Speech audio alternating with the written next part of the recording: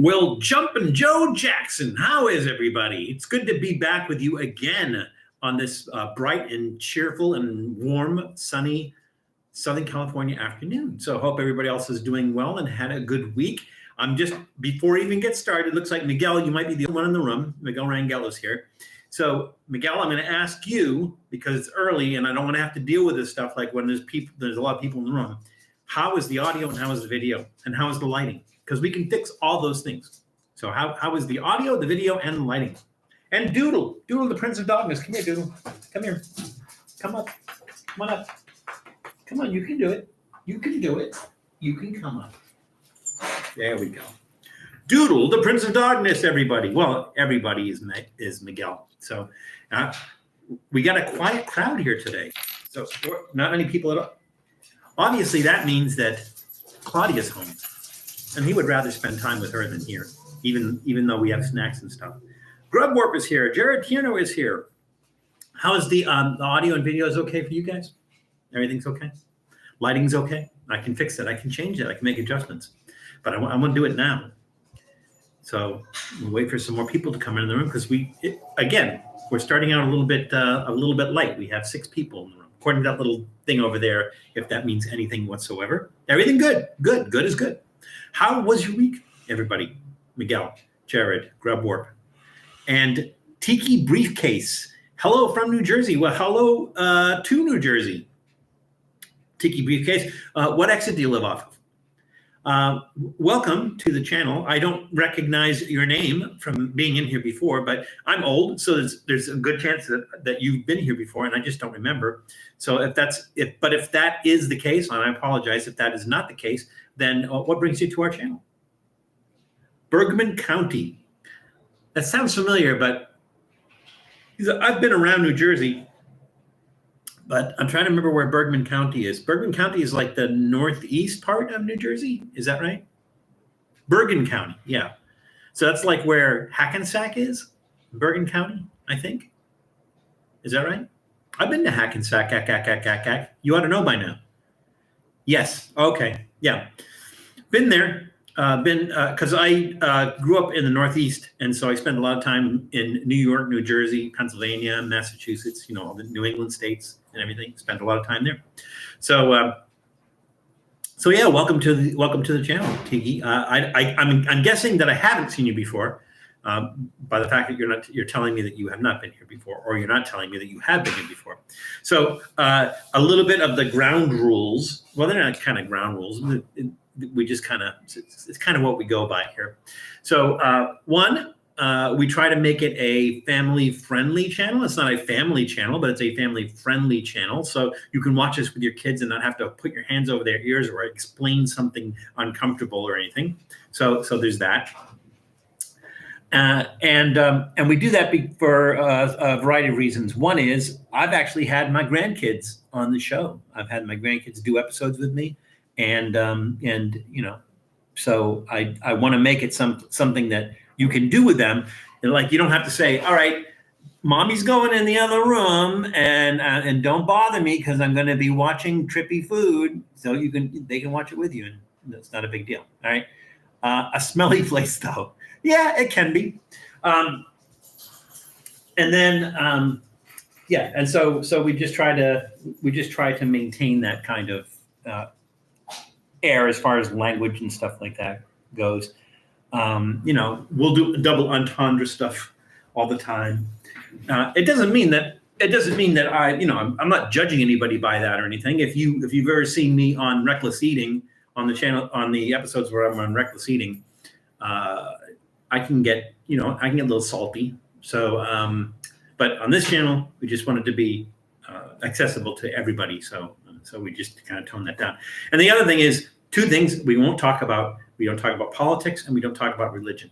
And the reason is, it's not that I don't have any views on religion. It's not that I don't have any views on politics. It's just that most people, I would say most people, almost all people, don't have can't come to an agreement on religion or politics. And it ends up in a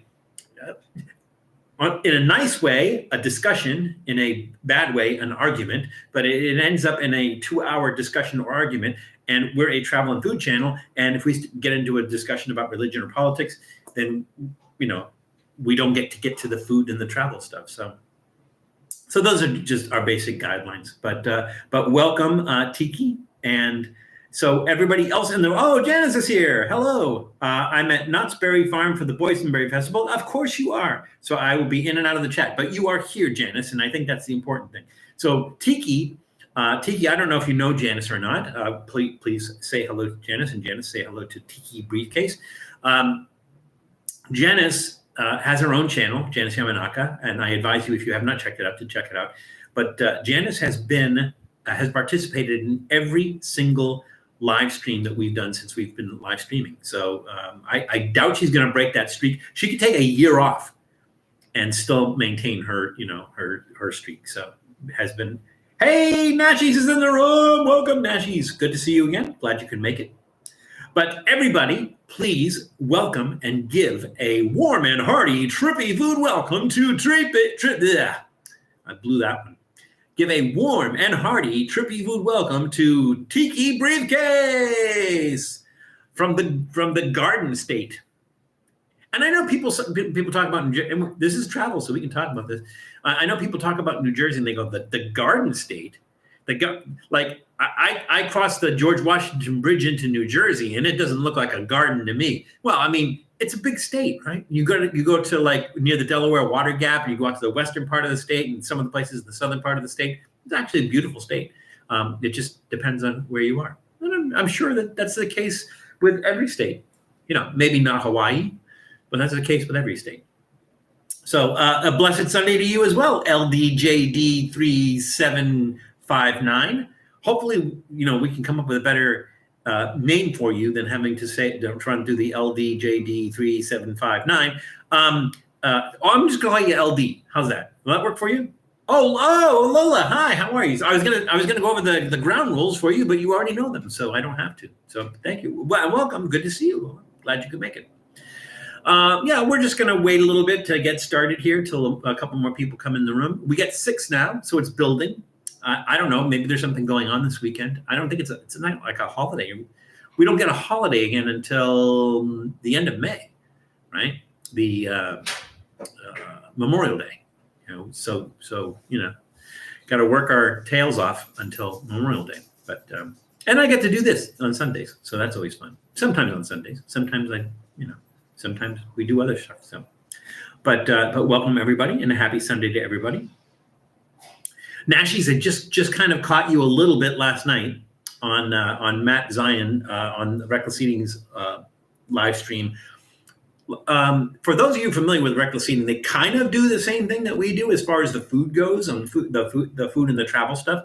But on Twitch, when Matt live streams on Twitch, it's mostly games. So and then general discussion. So while he's playing the games, people just ask him questions and just throw stuff out there and everything. So it's a lot different than what people kind of expect from the YouTube channel, their YouTube channel, and everything. But we're one trick ponies here. I mean, maybe at some point in time I might do another YouTube channel or something, or even I have a Twitch account. I could even go on Twitch and maybe do something a little bit different. Always kind of wanted to do a music thing. So I might still do that. But for the time being, this, whereas I'm still working, and this takes up a lot of my time doing that. And so I don't really have a lot of time to do other stuff besides that. So this is going to be it for now, or for a while anyways. So let's put it that way. Heck yeah. So Nashies, I think you came in. So I will share this with everybody and they will probably need to, I might have to share it again later, but we'll see. So I'm going to share this here. Where is that? Here we go. Why can't I? All right. So last night, yesterday was Claudia's birthday, and last night we went out to see some comedy, and the headliner was Jay Leno. Now, if you guys are familiar, not so much on this channel, but if you guys are familiar with Reckless Eating, every time I appear on Reckless Eating, somebody makes a comment or leaves a comment like, "Hey, how'd you get Jay Leno?" or "Hey, Jay Leno," or Jay Leno, right? So we went to see Jay Leno yesterday, and then after the show, going through the garage, we met Jay Leno. And so I took a picture with Jay Leno so that I could prove to people that I do not look like Jay Leno. So here is a picture. Let's see if we can get that in clearer. It's not too clear. That's the picture. Thank you, Nashies. No, we do not look alike. And I don't know why people think that we do. And I don't know why people, especially on Reckless Eating, and they think I look like him. The funny thing is that he afterwards he put glasses on, and he wears the round glasses like I do. So I thought that was pretty funny that he puts on the same glasses as I do. But I specifically told him, I said, hey, can we get a picture, because I just want to prove to people that we do not look alike. So, and there's proof we do not look alike, and Jared agrees. So there we go. So what about you guys? How was your week? How was your weeks? How was yours week? How was your weeks? How were the week? How was you? I don't know. I mean, how was the week for you? Individually or collectively, if you could speak for everybody else, you're so much better looking. Well, maybe he was like when he was younger. So he's 10 years older than me. He's 75 years old. So he's 10 years older than me. So he earned the right to look older. So there we go. Saw Jay years ago in Atlantic City when he was doing his crowd work and talked to me and made fun of my big mustache. Yeah, he does. He's kind of like, he's always on, right? He's a really nice guy, a nice guy to meet, but he turns to Claudia and he says, is this your dad? Yeah, that's funny. But nice guy and happy to take a picture with us and everything. So yeah, there goes our solid proof that I do not look like Jay Leno. So spread the word on any of you who also frequent Reckless Eating. Ice Hand, did I mention that you came in, or did I recognize that you came into the room? If I did not, then happy Sunday to you and welcome, and glad you could make it. Of course he did. Yes, he did. Yeah, and actually, the thing that actually surprised me about him seeing his show is because I've gone to see a lot of big name people, right? Like maybe people who have TV shows or people who have done stand-up comedy routines and that you've seen their stand-up and stuff on TV or whatever. And then I've gone to see them live where it wasn't being recorded, and it was very salty, I guess, very risque, very blue, whatever the term you want to use. And the thing that I found interesting about Jay Leno's routine last night is that it wasn't very. Again, there was some double entendre stuff. There was some stuff that he would like make a joke, and you would get it because it would reference something else. But he didn't come right out and do it. And now it's not a kid show. You have to be 18 and over to go to the show. But I just thought it was interesting that he didn't have to use that colorful language or drop F-bombs every other word and everything. And I thought it was. I like that about that. I like that about that. I've seen some comedians live when I go like, holy cow, oh my God. I did not realize that they use that kind of language, because every time I saw them on, it's television, right? Isn't it? So let's see, what time is it? It is 1:13. We will wait a couple more minutes. We don't have a big crowd today, but I don't care if I get 2 people. I'm still doing this, and I'm going to do it for you. And I appreciate your support. Speaking of your support, we are 47 subscribers away from our magic 6,000. And again, once we hit our magic 6,000 subscribers, then we're going to do these are a few of my least favorite things live stream. And I'm going to partake of things that are my least favorite things. And I will probably finish the peanut brutal. I'll probably finish the peanut brutal on that live stream as well. So I'm not going to swallow it. I'm going to chew it and spit it out because from what Nuff from Main Event Pong told me, it's probably doctored to be like extra hot. And so I'm not going to go through the cap cramps on that one, but we are going to do it. Glad he's doing well. He's had a couple of accidents. He has had a couple of accidents, and he looks good for having some accidents. Only one, he had a car engine kind of blow up in his face, and then he rolled down a hill or something along those lines.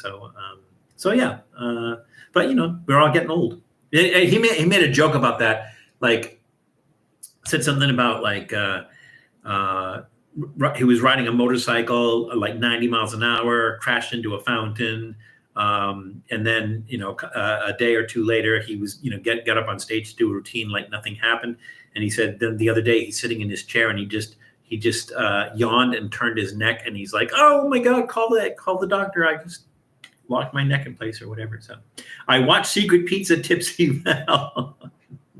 Yeah. So you know what I'm talking about, right? Right, Nashies? It's like I said, on this channel, on this channel, we try to be family friendly and everything, but it doesn't mean that I am not capable of doing a blue comedy or whatever you call that, salty language, whatever. So you obviously have experienced that, and I think I want to say a couple weeks ago, Janice posted a link to that episode. So if you don't know what Nashi's talking about, and you should, and anybody who's been here for a while does. If you don't know what Nash is talking about, I did a We Go main show. The We Go main shows with Reckless Eating is basically they used to do a main show thing where they would do a bunch of stuff. They still do it occasionally, but they switched to the We Go main show, and We Go is WE is Reckless Eating. We Go is they take a location or place and they go and they do stuff. We a couple of weeks ago we just filmed one with or we filmed some. I guess he'll probably put it out in parts with it was Matt and Nando and. Who else was it? Chuck Rowland, I think. Chuck Rowland. And we went around to like Glendale, Burbank, Pasadena, and I think we did a couple of things in LA and one thing in Alhambra. I know, Alhambra. Sorry, Alhambra, and so we did those, and so the one that Nashi's talking about is we did one to Vegas. So Matt will usually tell me, hey, we want to do it. Let's do a We Go main show, come up with some stuff, and then I usually come up with the itinerary, and then we go in and we do things. Well, one of the places we went was this place called Secret Pizza. Now we were walking. It was just kind of like we weren't really intending to film stuff. It was just kind of like our off night, and we were just walking around the strip. And we go into this liquor store, and Matt says, well, let's get something to drink. So I got a can of Clamato, or Clamato, whatever you want to call it, but can about that big, 5% ABV. And I said, well, where are we going to go to drink this? And he says, this is Las Vegas. Just walk down the street. Doesn't matter. Right? I was like, okay. So we do that. Now, I must have drank it fast. Maybe that's what it was. I drank it fast or too fast, because the stuff I'm doing in the show is like 5% and sometimes higher. But I'm drinking it over a period of 2 hours. So I drank that Clamato, whatever you want to call it. That's off camera. And then we go to the Metropolitan, and the Metropolitan is a place called Secret Pizza. And you have to know where it is. So you go up on one of the particular floors, and you go down this little like sort of alleyway, this hallway. You go down this hallway. There's no markings. There's no signs or anything. And at the end of it, there's this place that serves pizza. So we got a pizza from Secret Pizza, and then we reviewed that pizza. And like I said, I was a little bit tipsy.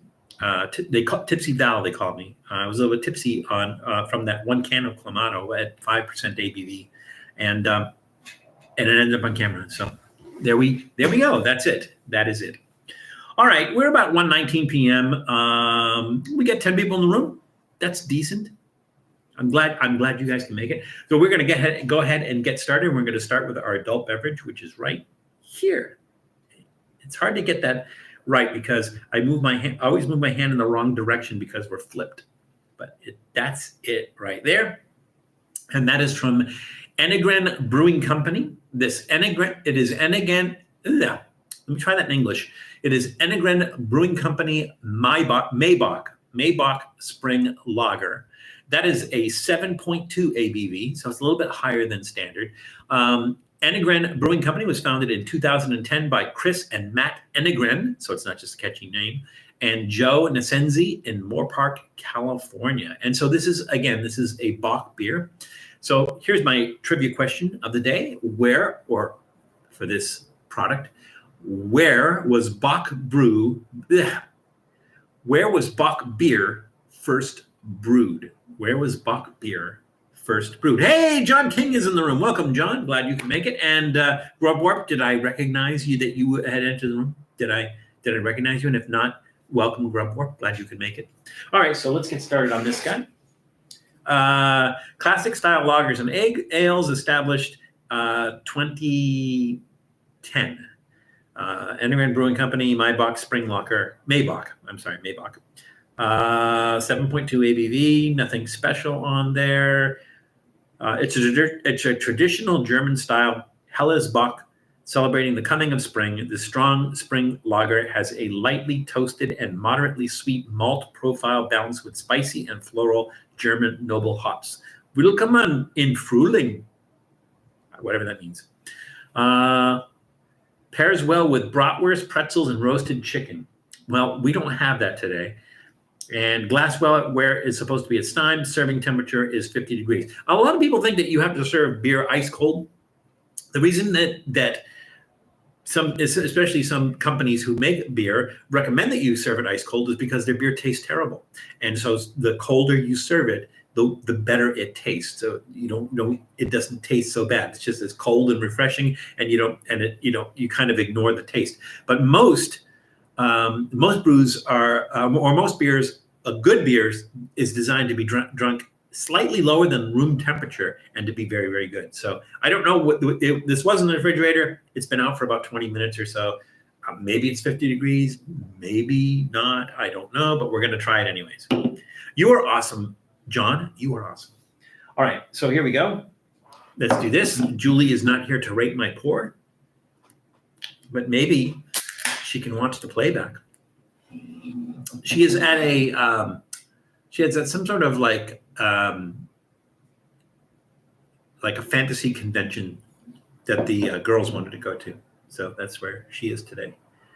Right. Again, I hate pouring out of a can. Never works well.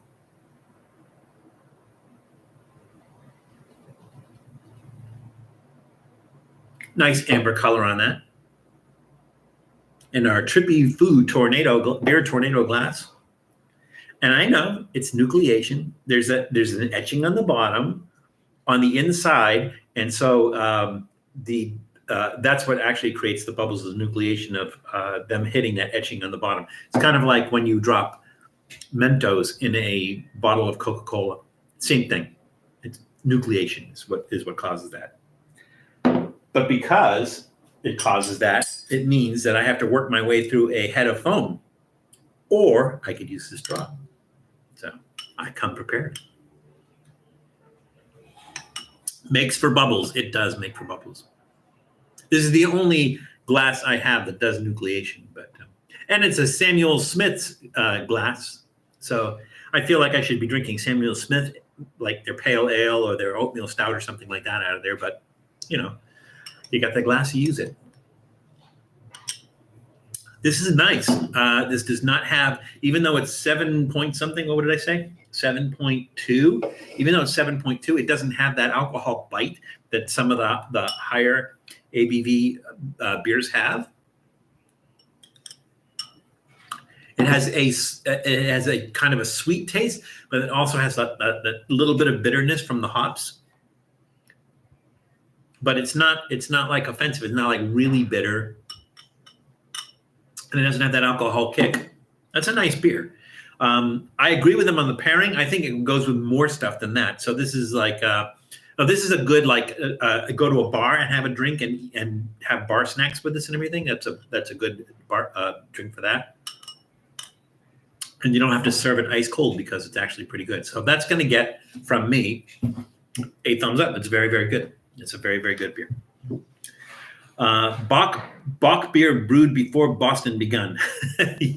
Yes, this Boston, Massachusetts, but the Boston in England, maybe not. All right. So our trivia question was, Where was Bock beer first brewed? And let's see what the guesses were. There were no guesses.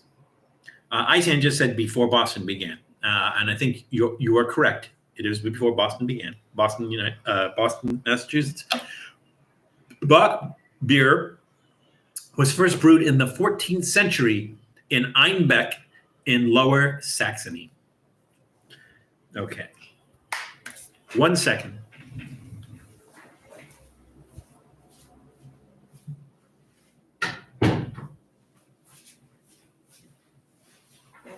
I didn't want copyrighted material to be spill over on the live stream. So, all right. So, what's next? We start with our snacks, and we have our cloth Trader Joe's, and that's like embossed. That's like embroidered, right? Very high quality tote bag here. And I think we have one Trader Joe's snack in here. So let's see. What are we starting with? We are starting with. Oh, did I answer the question, or did I interrupt in the middle of answering the question? The Bock brew was first brewed in the 14th century in Einbeck in Lower Saxony. And I don't think Lower Saxony even exists anymore. Love TJs. Yeah, what's not to love? And that's the thing is like people ask me like, Val, where do you get unusual snacks and everything? Well, there's several places that you can count on for unusual snacks. One, if you've got like a Middle Eastern, especially with the larger, but even the smaller mom and pop ones, Middle Eastern, Latin American, Asian markets are awesome for finding unusual stuff. But if you don't have any of those near you, Cost Plus World Market is a great place to get stuff, and Trader Joe's is a great place to put stuff. Speaking of Trader Joe's, and speaking of Trader Joe's being a great place to get stuff, on the WeGo, I mentioned that we did a WeGo main show with Matt, and one of the places since we did go to Pasadena, one of the places that we did go to was the original Trader Joe's store, the very, very first Trader Joe's store in Pasadena. So that's going to be on that live stream stuff. I mean, on that WeGo main show. What are we starting with? We are starting with these. Okay. I have nothing to hold that up. Let's try this. At least for now. That'll be fine. These are Chex Mix Cinnamon Toast Crunch Muddy Buddies, a product of General Mills. And I say that just because, well, I think Chex Mix and Cinnamon Toast Crunch are both products of General Mills. But just so you know, it's a product of General Mills. Chex Mix Cinnamon Toast Crunch Muddy Buddies. A lot to take in there. General Mills was founded in 1856 as the Minneapolis Mining Company by Robert Smith Cadwallader Washburn. He's making that name up. It can't be a real name. Nobody's parents gives them the name Cadwallader. Cadwallader, Washburn, John Crosby, and James Ford Bell in Minneapolis, Minnesota. So as long as we're on the discussion of Chex Mix, it's funny. Everybody says Chex Mix. It's Chex Mix. They say Chex Mix. It's probably one of those, what do they call that? Mandela effect things. Everybody thinks it's Chex Mix. It's Chex Mix. Which Chex cereals were in the recipe for the original Chex Mix in 1952? Again, which Chex cereals were in the recipe for the original Chex Mix in 1952? That one should be easy. There's a limited amount. There's only a limited amount. All right.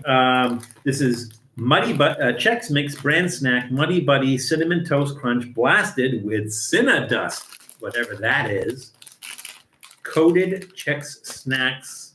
Anything else I need to know here? White chocolatey layer.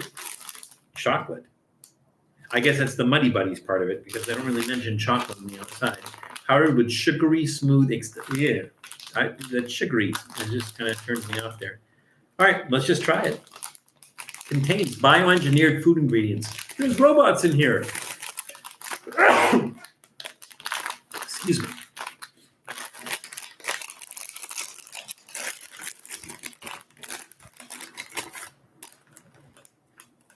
Oh, it has a nice smell. They look like little couch cushions.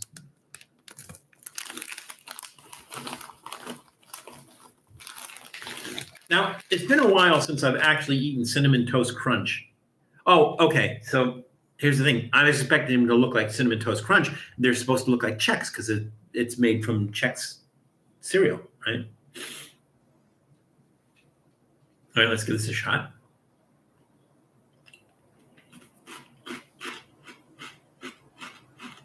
There's a lot of things going on in here. I do get that cinnamon sugar flavor. It tastes like cinnamon toast, which I guess Cinnamon Toast Crunch is supposed to, right? It's like puppy chow.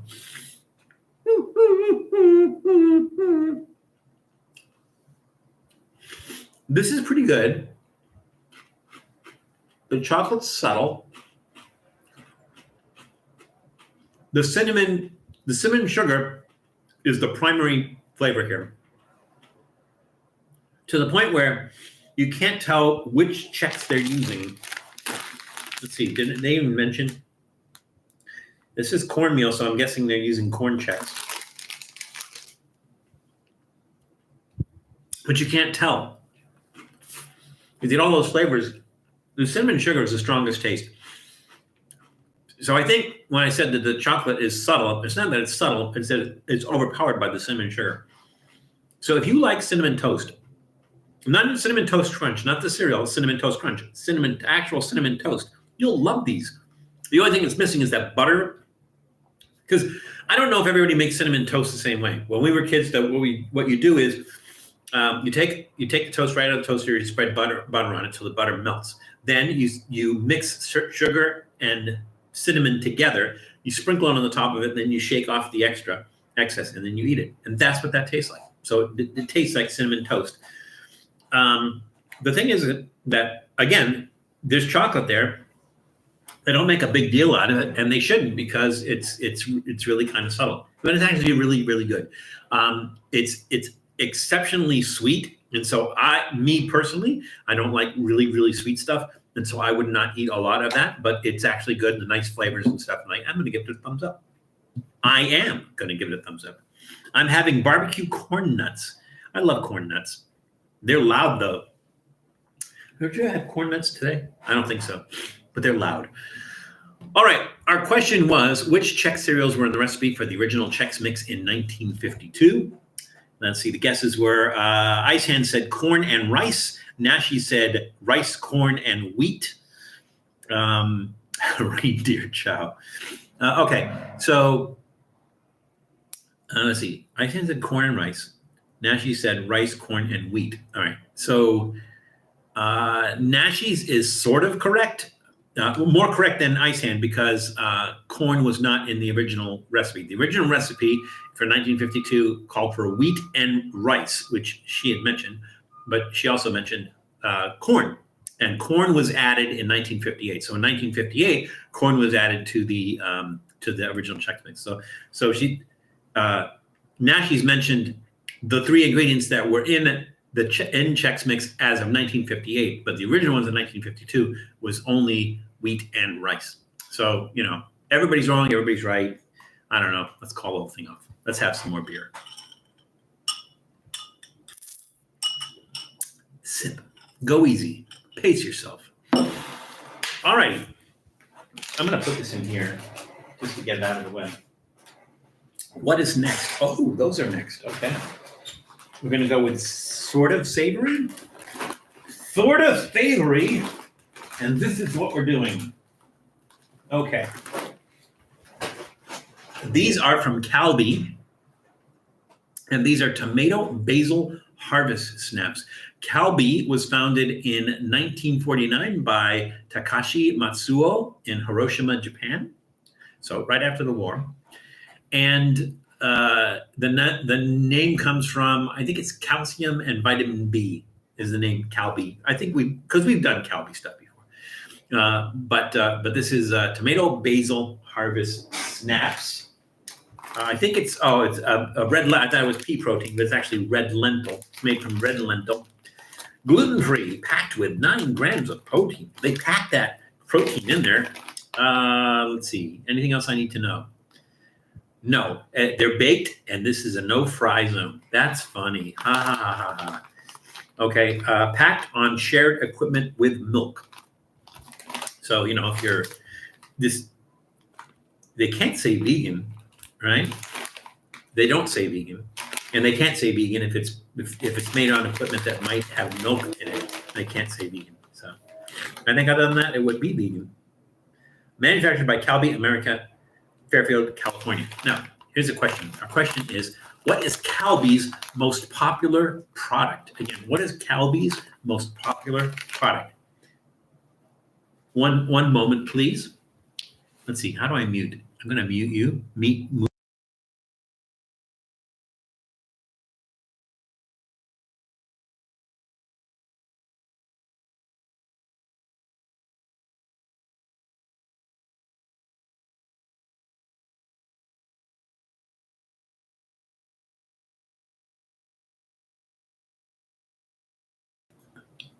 Probably didn't work anyway. All right. Calbee Harvest Snaps, baked red lentil snacks. And yeah, I'm going to need the scissors. What is the regular flavor? Is that just plain lentil flavor? Nashies?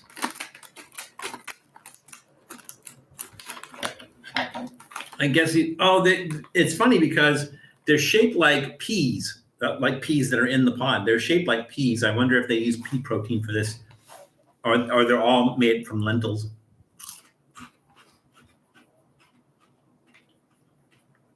They're really kind of powdery.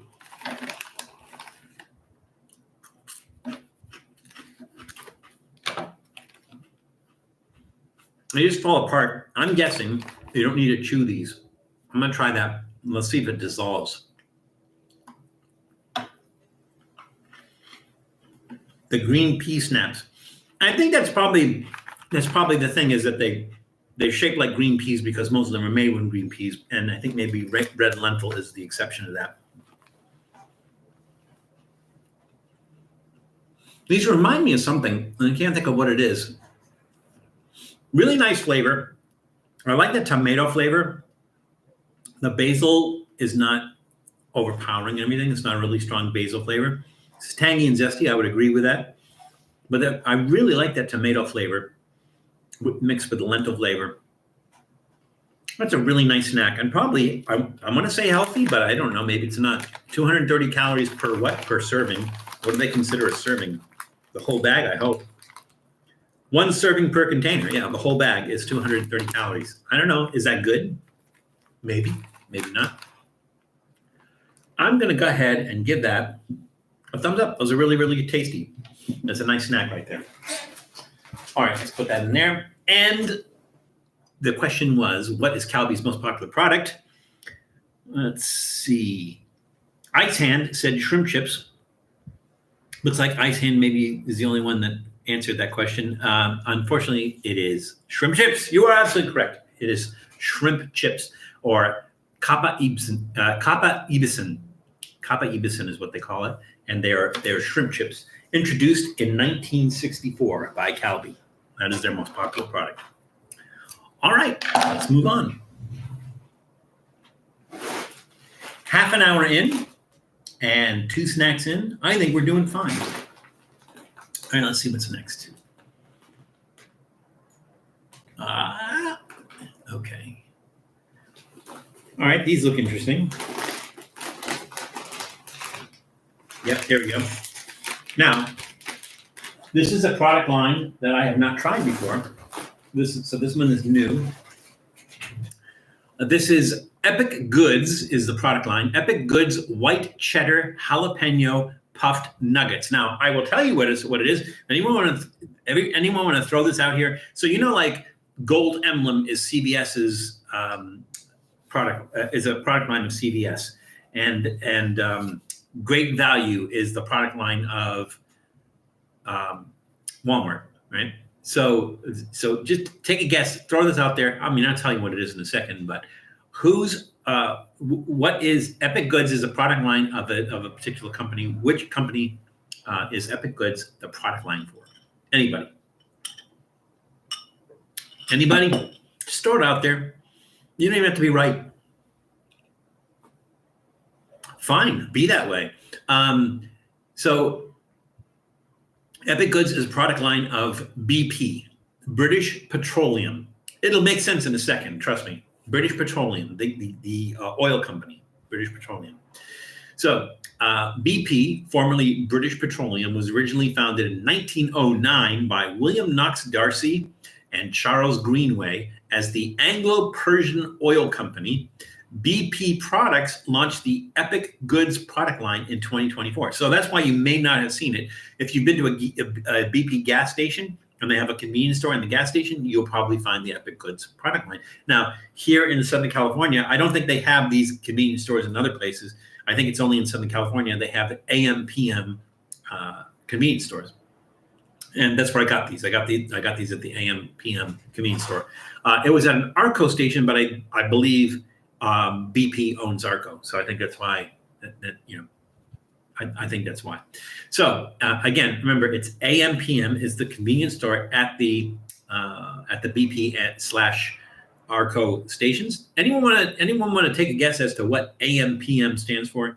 And I'm not talking about the store. I'm talking about in general. Like it's 8 a.m.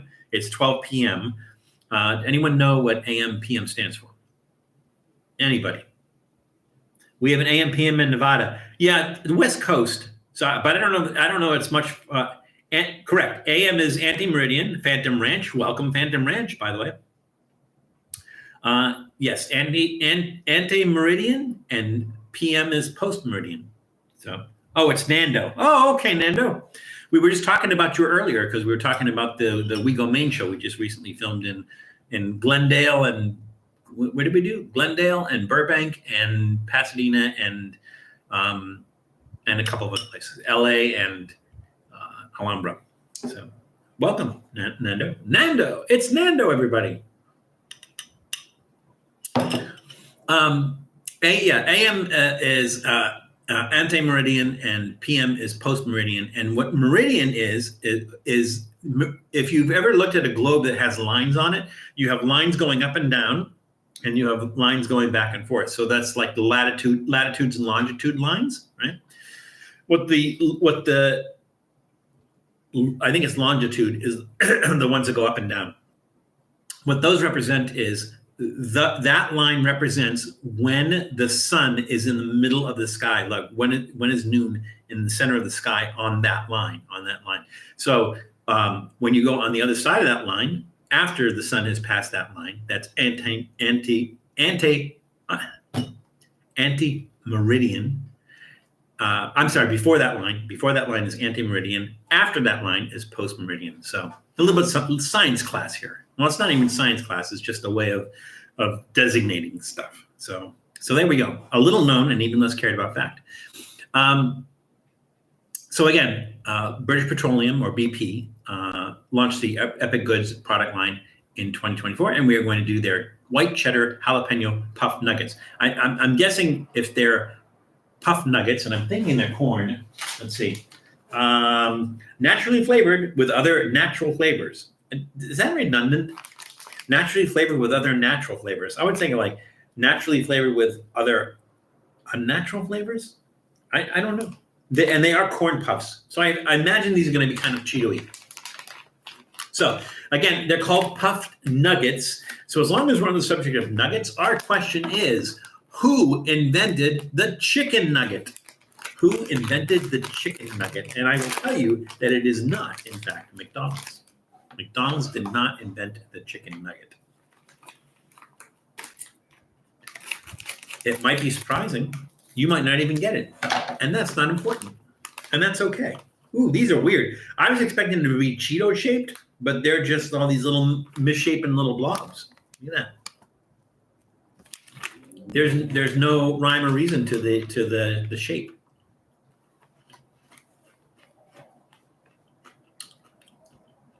Wow, Miguel, you're on top of it. Ooh, that's really interesting.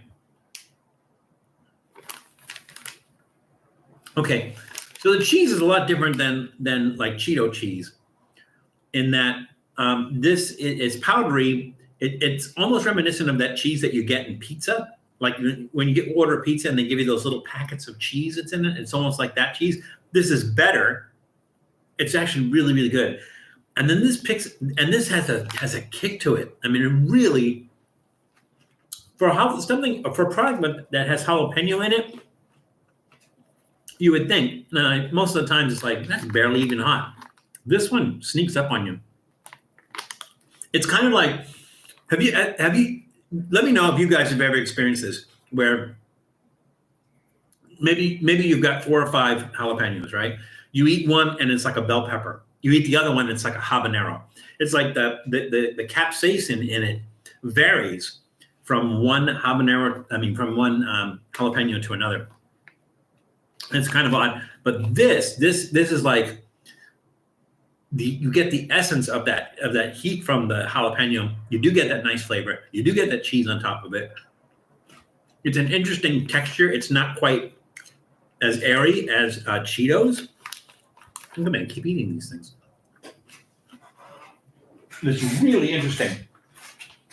That coating kind of adds a completely different texture around the outside of that. So you go through that texture into the puff itself, which has a completely different texture. You got that heat, you got that flavor and everything. Nothing bad to say about that whatsoever. Those are really good, and that's a thumbs up. Now, our question was, who invented the chicken nugget? So let's see. Miguel Rangel said Robert C. Baker. Icehan said KFC. Nashis said Robert Baker. KFC is a good guess because it's chicken, right? Nashis says Robert Baker. Icehan says Robert Baker when he worked for KFC and drank bug beer in Boston. You were on a roll there. You were right, and then you got off track. The chicken nugget was invented by Robert Baker, as you guys said, at Cornell University in the early 1960s. So it's while he was working at Cornell University, he invented the chicken nugget. And I don't know if it was from mechanically separated chicken or not, but there you go. All righty. So we're 3 snacks in. We got one more snack, and then we get into our soft drink. Ooh, these I'm looking forward to. That really has a kick. Normally, so I try to do them when I organize when I'm going to do them. I try to do the spicier ones at the end, because usually if you do the spicy one, it might kill the other stuff and that you're doing. I didn't think this one was going to be that hot, and it turned out this one's going to be fun, I think, based on what the guy at Trader Joe's told me. So this is our Trader Joe's one that we're doing today. I'm not going to go over the history of Trader Joe's. All right, fine. Joe Colum started with a chain of convenience stores called Pronto Markets in 1958. The first Trader Joe's store opened in 1967 in Pasadena, California. Now, if you came in later, if you were not here at the beginning of the show, when we did Nando, if you're still there, you'll know this. When we were doing the We Go Main show last week, I think it was last week, we went to the original Trader Joe's. So the Trader Joe's store that opened in 1967 in Pasadena, we went to that Trader Joe's. And I think we got some stuff to eat from Trader Joe's and stuff. So that's Trader Joe's. We do that all the time. We do so many products from Trader Joe's that you guys could probably give the spiel for that, right? So in 1979, the chain was sold to Aldi founder Theo, one of the Albrecht brothers. And so now Trader Joe's is owned by Aldi, or the same people that own Aldi. Let's put it that way. All right. So what we're doing today is we're doing Pizza Party potato chips. Now, I was in Trader Joe's and I wasn't even looking for something for the show, but I saw these and I go, that looks interesting. I think I'll get these. So when I went to the counter and the guy rang me up, he said, have you had those before? I said, no. And he goes, dude, keep in mind Pizza Party. And that's the only thing that's going to be going through your mind while you're eating is a Pizza Party. I'm like, okay, let's try that. So it sounded pretty exciting to me. So have you guys ever had a pizza party? You basically have a bunch of people come over and everybody's eating pizza party, right?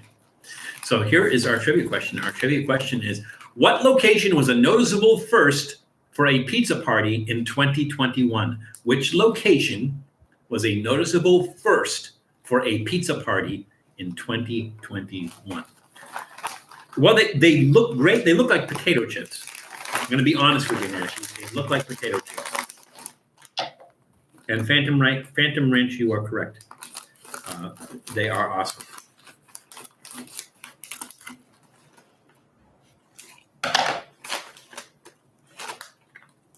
It smells like Italian food. It doesn't necessarily smell like pizza. It smells like Italian food. It smells like spaghetti and meatballs. If that makes any sense whatsoever, it smells like spaghetti and meatballs. And that's bizarre. All right, let's try it. Well, let's see what's in them to make them taste like. Okay, cheese and garlic seasoning. Microbial enzyme. That sounds like fun. Buttermilk powder, salt, whey solids, dehydrated garlic, yeast extract, cane sugar. Some people put sugar in their sauce. I don't, but I don't hold it against them. Spices, calcium lactate. And I know that has to do with milk. Citric acid, because there's citric acid in everything. Pizza sauce seasoning. There you go. Natural flavor. Where's tomato? They have to have tomato in there, I would think. Some sort of tomato. Celery seed oil, spices.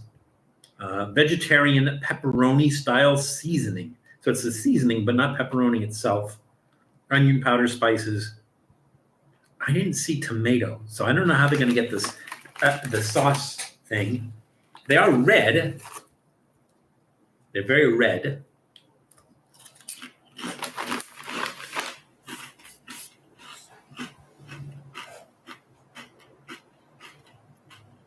I didn't know most of my Italian relatives, Nashies.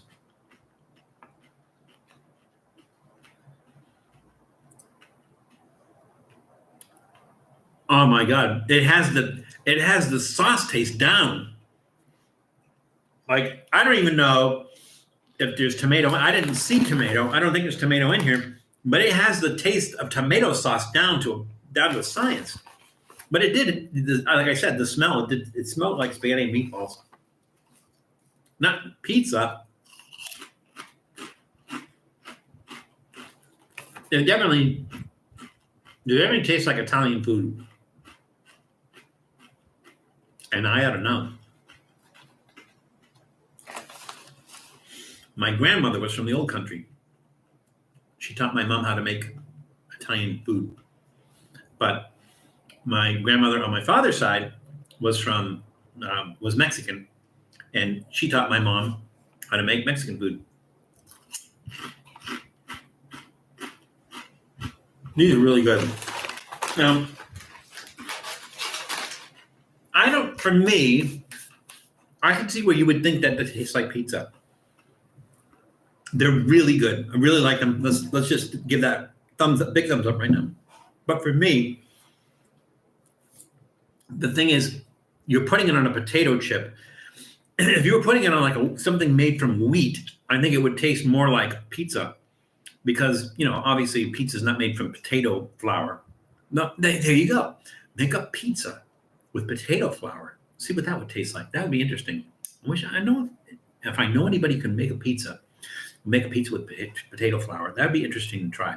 But these are really, really good. That's a thumbs up. They taste sort of like a pizza. They definitely taste like Italian food. So I'm not going to have the pizza, but I will have that spaghetti and meatballs. Pizza party. All right, let's go back to our trivia question. Our trivia question was, what location was a noticeable first for a pizza party in 2021? And the guesses were, Miguel said Peter Piper Pizza. Nashi said the space station. Let's see. Ice Hand said Eastport, Maine. A lot of good guesses there. It is in fact, was in fact in 2021, they had a pizza party on the International Space Station. So it was the first pizza party in space. So who got that one? Nashi's got that one? Yeah. But we're not keeping track, so it's just nice to know, isn't it? Relative via marriage, not blood. Most of my relatives are German. Yeah, like I said, on my mom's side, all Italian. On my father's side, Mexican. So there's some Spanish, there's Portuguese. On my mom's side, there's some Greek. My father's side, there's some Portuguese and Spanish and Native American.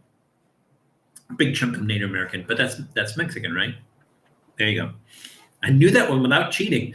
Was it a guess or did you actually know that? All right. Let's see. Did I miss anything? Oh, no, we're right on track. All right. What did I do with those chips? All right, let's just put those in here. And it is time for our soft drink. Now, I know what some of you were saying. Some of you are saying this isn't new. Well, it doesn't have to be new. It's new to me. I haven't tried this.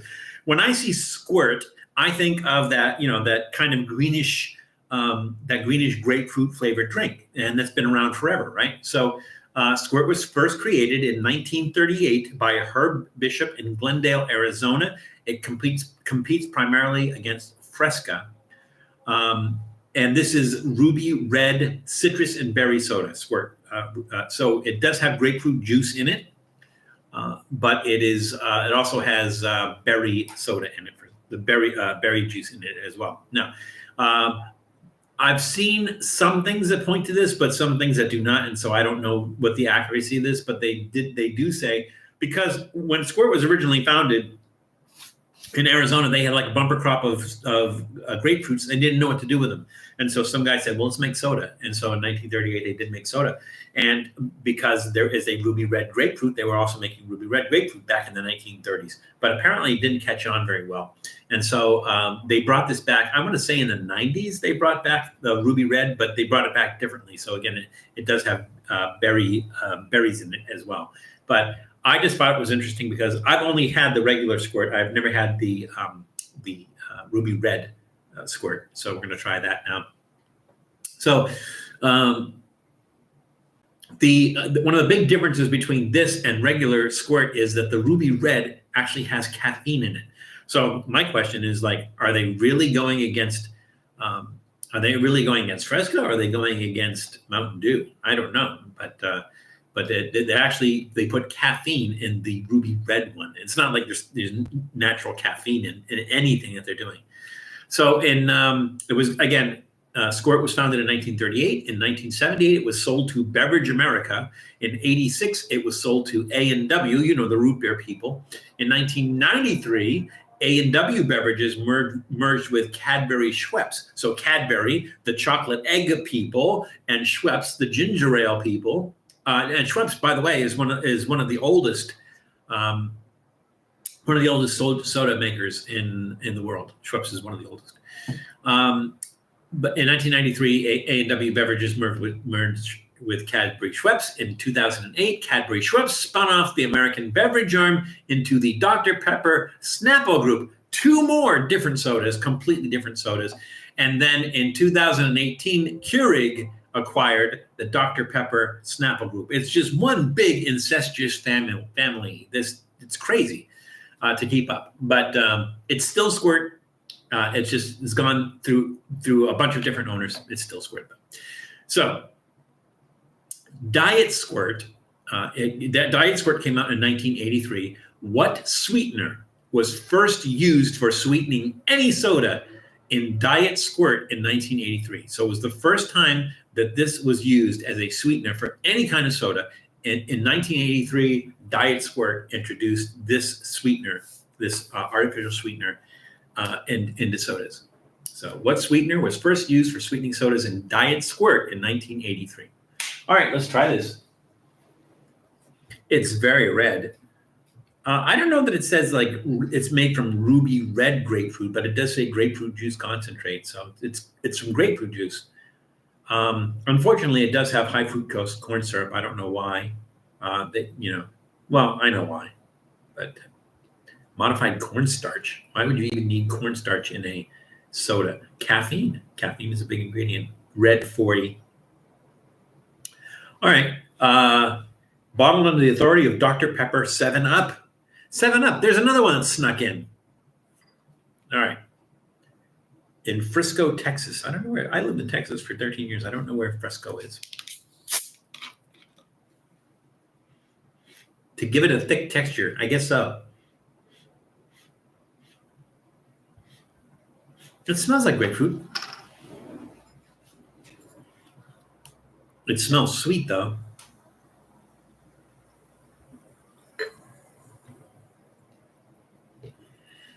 Oh yeah, you definitely get that. It smells like grapefruit rinds. Like you know when you're gonna eat a grapefruit, and if you're gonna peel it and eat it like an orange, when you peel it, it has that smell that you get from the peel. Hey, Freak Guru is here. Welcome, Freak. Used to love Ruby Red Squirt. Yeah, it's been out for a while. It's been out since, or it was reintroduced, I think, back in the '90s, if I'm not mistaken. So this has been out for a long time. And like I said, some people on the stream might go like, "That, why are you trying that? It's been around for decades." And it's like because I've never tried it before, and it's really interesting. And the fact that the Ruby Red Squirt, as opposed to regular Squirt, has caffeine in it, a little bit odd. Here we go. Yeah, that's sweet. That was really sweet. That has a grapefruit taste. It doesn't quite have that same grapefruit taste that regular Squirt does, and it is sweet. You do get the berry taste in there, which is really kind of strange because I'm drinking Squirt and I'm expecting it to just taste like grapefruit, and it doesn't. You do get that. It's almost like a raspberry taste. It might be strawberry. It just says berry, but it doesn't specify which berry. It almost tastes like raspberry. But raspberry is more expensive than strawberry, so I don't know why they would. I don't think they would use raspberry, but it does have that. It's possible because raspberries are a little bit tart. They're more tart than strawberries, and because you have the tartness from the grapefruit juice, that might be why it makes it taste like raspberry. That's pretty good. I think from the standpoint of a soda, it's a little bit too sweet for me. I'm going to give that a thumbs up because nice grapefruit flavor. They don't mess around with that. It does have the grapefruit flavor. It does have that berry flavor and everything, but just a little bit too sweet, I think. So I'm going to say thumbs up, trending downwards slightly. All right. As far as our question goes, what sweetener was first used for sweetening sodas in Diet Squirt in 1983? Phantom Ranch said aspartame. Ice Hand said saccharin. It looks like that were the only guesses. It was, in fact, aspartame. Saccharin had been used in the 60s, in the 1960s. And saccharin is no longer, aspartame is still used. I think like even Diet Coke has aspartame in it. Saccharin was discontinued because there was a cancer risk from saccharin. But like Tab, I don't know if anybody remembers Tab soda. I think it had a comeback for a while. It might have actually still be out there. You can still find it in some places and everything, but it's just not as popular. But Tab, when Tab came out, Tab had saccharin in it. There was a couple of other diet sodas. I think most diet sodas back in the 1960s had saccharin in it, and eventually it was determined to be very unhealthy. So they don't have that in it anymore. All right, here we go. This might not be too bad. Probably going to taste like an IPA now. Aspartame is so bitter. Coke Zero tastes pretty close to Tab. The thing that I don't like is, and I don't like, you guys can agree with me or disagree with me, is stevia. I don't like stevia. To me, monk fruit is I can deal with monk fruit, but stevia to me has a chemical taste. It has a really strong chemical taste, and it's so funny because I've had people say like, "What do you think of this?" And I'm like, "Oh, it has stevia," and I don't like it. They're like, "How do you know it has stevia?" And I'm like, "Because I can taste stevia. I mean, it has a very chemical taste, a very familiar chemical taste. I can taste the stevia in it, and I'm not crazy about it because it has this chemical taste to it."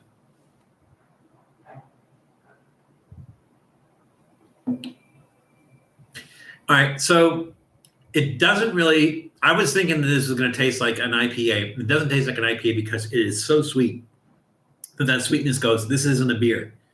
It's not even close to a beer. The sweetness is just really, really, really strong sweetness. But the grapefruit taste complements that beer. That's nice. Or the beer, they complement each other. The beer and the grapefruit taste. It's like if you've ever had like a grapefruit radler, like I can't remember the name of the company that makes it, a grapefruit radler, or the grapefruit sculpin beer. That's very, very similar to this. But the sugar, just the sweetness of this just kind of throws all that off.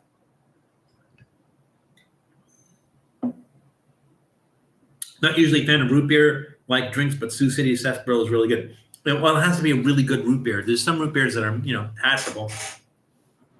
I don't know if there's a really terrible root beer. My favorite root beer is, what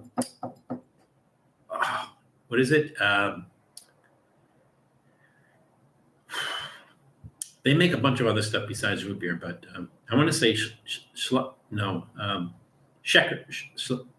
Checkers? No. What is it? Hang on. I will tell you. Spreckers. I think it's Spreckers.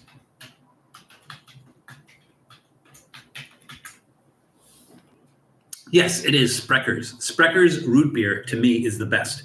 It's absolutely. If you've not tried if you like root beer and you've not tried Spreckers root beer, do yourself a favor and try Spreckers root beer, and you might not go back to other stuff. I mean, like, what are some of the other ones? Like A&W is okay, Barks is okay. They're okay, but that one is really good. And then if you want to try a hard root beer, we did an episode a while back where we did 3 hard root beers. So we did Not Your Father's root beer, we did the Best Damn root beer, and we did Coney Island root beer. And of those 3, Coney Island was the best because it's the one that tasted the most like root beer without going over that, alcoholic beverage thing. So it was kind of like, it was the best of the 3, I think, Coney Island. I haven't seen it around, so I don't know where you can find it. Maybe it's from New York, like Coney Island, but Sioux City is tasty. Have not tried that. Hey, Sonic, welcome. Sonic Jet is here, everybody. I hope you're all good and safe as well.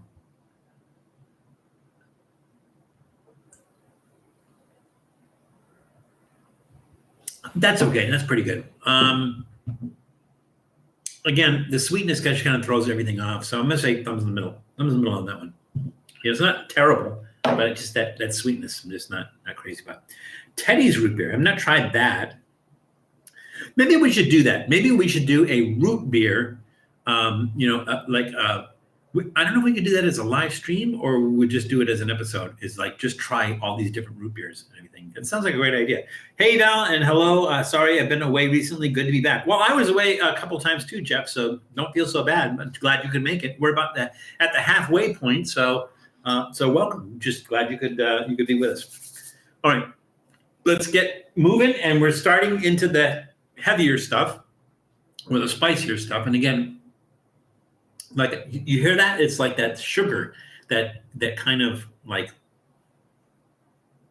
when you drink orange soda and you try to talk and you're talking like that because you get that orange soda sugary kind of stuff in your throat there. So that's kind of what we're dealing with here.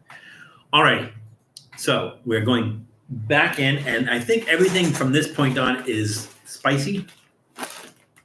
Yep, here we go. Although those puffs kind of threw me for a loop, though I was not expecting those to be as spicy as they turned out to be. So this is from Pepe's El Original. Original? I think, I don't know how the Spanish pronunciation of that would be. Hank's root beer. Not tried Hank's root beer either. Had Papa John's pizza and Pepsi. It was good. Okay. I haven't had Papa John's in a few years. There's just like better stuff out there. I guess it's better than Domino's. So, and Pepsi. So just regular Pepsi or any particular type of Pepsi. I think I prefer Coke to Pepsi, but I'm not really, again, as far as colas go, Spreckers makes a really, really good cola. We have what are we doing? We are doing and it'll be probably a quickie. We're going to be doing a Jones Soda, their version of like a Coke Zero. So they're doing a zero cola. So I guess it'd be their version of Coke Zero. I don't know if Pepsi does a zero, but it's like their version of Coke Zero. So we're going to be doing that as a trippy quickie. That'll be coming up, and that should be interesting. So this is Pepe's El Original, chile y limon estilo castero gigante, pork cracklins. So they're pork cracklins, which are similar to chicharrones, which are similar to pork rinds, and some of them, sometimes it's the same thing. One has, I'm trying to remember, one has the fat or one has the skin. I can't remember one or the other. I think the cracklins have the skin on it, and maybe the chicharron does not. This is from Rudolph Foods. Rudolph Foods was founded in 1955 by John Rudolph Lima in. It was founded by John Rudolph in Lima, Ohio. And so our question is, as we're talking about chili peppers, is according to Guinness World Records, what is the world's hottest chili pepper? Again, according to Guinness World Records, what is the world's hottest chili pepper? All right, here we go.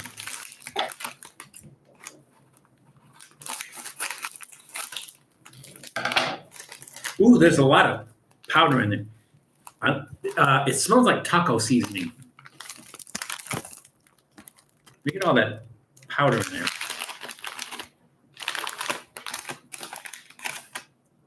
Wow.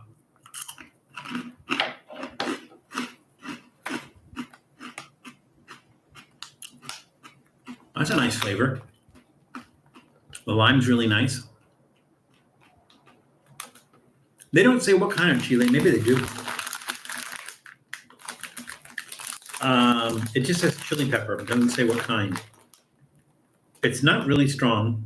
There's paprika in it too, and that makes sense.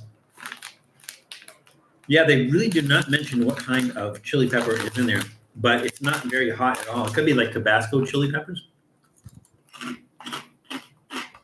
It's not even it's not even jalapeno hot.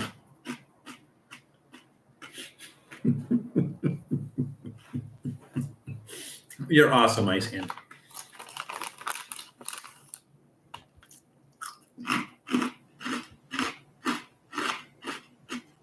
Now, these are like I did. I don't know if you can see that powdery coating that's on that.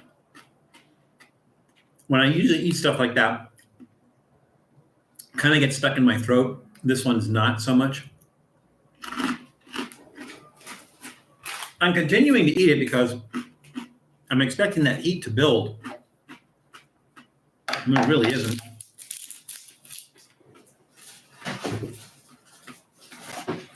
Not particularly hot. I thought it was going to be, which is why it's in the second half of the show. Really nice flavor, though. The hint of lime, but it's there. Nice texture. It kind of takes chicharron in a different direction because maybe it's because it's coated with that powder. It like chicharron is just pretty much like air. It's like fried air. And that one has some texture to it. So that one's really nice. I'm going to give that a thumbs up. It's like I said, different texture. I would say I'm not going to give it a thumbs up trending downward because they don't really say it's like super hot or anything else like that. I just wish that they bumped up the heat just a little bit. And just, a little bit. I don't want it to be so hot that you can't enjoy it because like I said, it does have a really nice flavor and everything. But for me, it could be a little bit spicier, but I'm not going to judge them on that. I'm going to give them a thumbs up. So our question was, according to Guinness World Records, what is the world's hottest chili pepper? Let's see what people said. Nashi said Scotch bonnet. Sonic said ghost pepper. Iceman said Anthony Kiedis. That's funny. For those who don't know, he was the lead singer for the Red Hot Chili Peppers. You can find them under the bridge. Another Red Hot Chili Peppers joke. Value to try chile, alimony, picante, corn nuts. I will look for those, Sonic. Thank you. Chili, limon, picante. Oh, it's not alimony. All right. So I don't have to get a divorce from the corn nuts. We might have done though. I'm gonna check. We've done some corn nuts. I will be honest with you. There is an excellent chance that when I'm doing these live streams that I am doing products that I've done before. Just that I can't remember that I've done them before. So if I can't remember that I've done them before, maybe you can't remember that I've done them before, and it's okay. So there we go. But I will look for those, Sonic. Thank you. Those corn nuts take you for everything. The thing about corn nuts, and I've told the story before. I think I've told the story before. If I have, just say, shut up, Val. I used to work for this company where on Monday mornings, we would have a manager's meeting. So I was the manager of support. We'd have this manager meeting, and some people would bring like an apple, and they would eat the apple in the meeting. So you're having a meeting, and you're trying to have a meeting, and someone's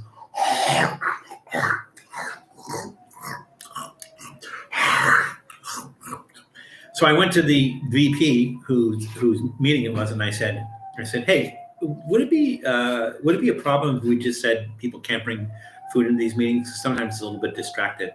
And he says, well, the problem is it's Monday morning and some people haven't had breakfast and everything, so I don't really have a problem with people bringing food in. And I go, okay, that's fine.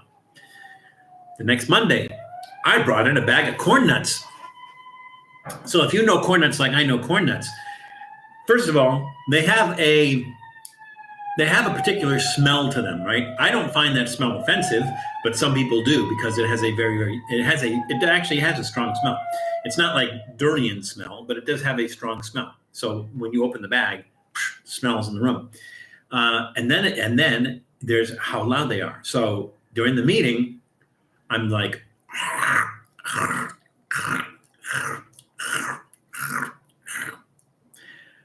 after that, they didn't let people bring food for breakfast in the meetings. So I win. All right.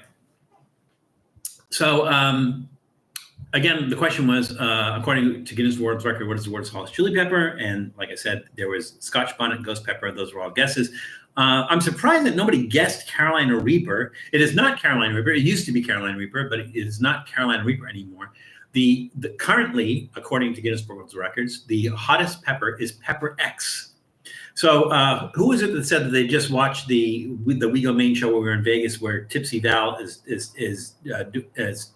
eating the pizza, and I had a bottle of the Last Dab Triple X, and the Triple X is made from Pepper X. So I had a bottle of that hot sauce in my pocket, and I don't ask me why, and I put it on the pizza and reviewed the pizza with that hot sauce on it.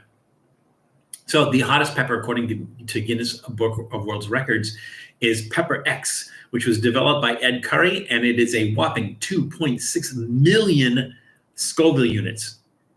2.6 million Scoville units. So it's I would say, we're going to say commercially available. So like, that you'll find it in sauces and stuff like that, is Pepper X. And then below that is Carolina Reaper. And then I think below that is ghost pepper, I believe. And did colon blow the next morning? Oh, colon blow. Yeah. Some people don't remember that, Nashies, but there was a Saturday Night Live fake commercial for this cereal that gave you lots of fiber called Colon Blow, and it was funny. That was I want to say it was the 80s. I would think it was like Phil Hartman or something. Alrighty, have I missed anything? Have I missed? And has anybody here? The cops are here.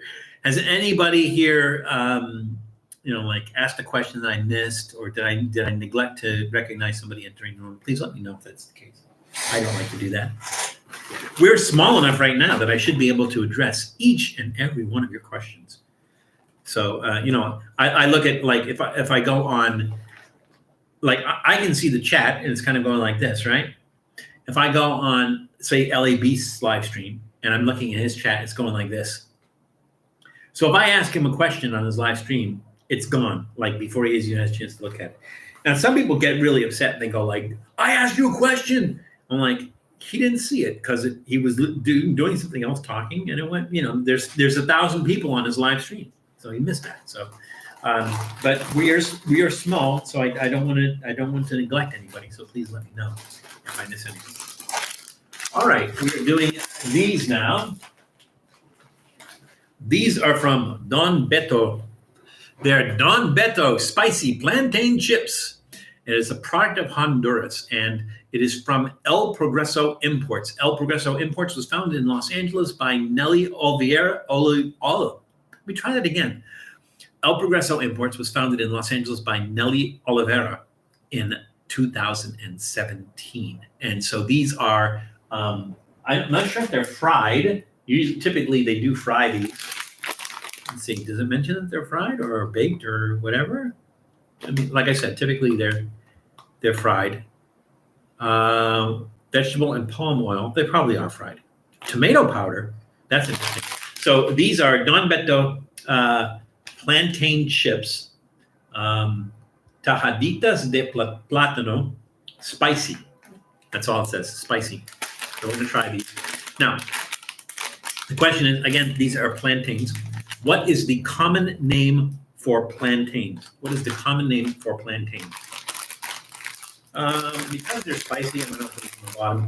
You can see, I don't know if you can see that right there. You can see that there's this kind of like that powdery stuff right there. So all the seasoning goes to the bottom. For anybody who's new, I mean, most of the people here, I recognize you. You've been here forever, so I do recognize you that you've been here forever, and you probably know why. But for anyone who's new who doesn't understand why I open these bags from the bottom, it's because anything that's seasoned during shipment and everything, all that seasoning goes to the bottom of the bag, and so you miss that. And so I always open from the bottom of the bag because that's the part with all the seasoning in it.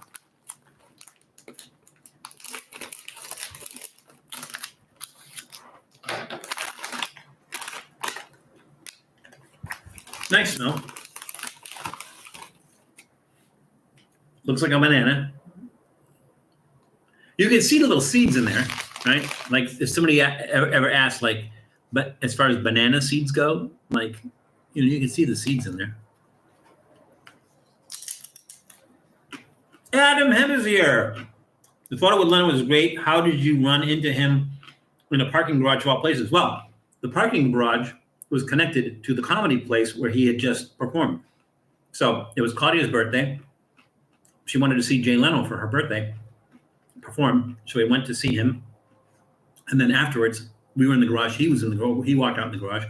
And we just went up and talked to him. Very nice. Not, hey, I got to go, anything like that. Spent some time with us and took pictures. So nice guy. And solid proof, Adam, that I do not look like Jay Leno. They are nice nashies. There's this unusual underlying flavor. It's more like a texture than anything else.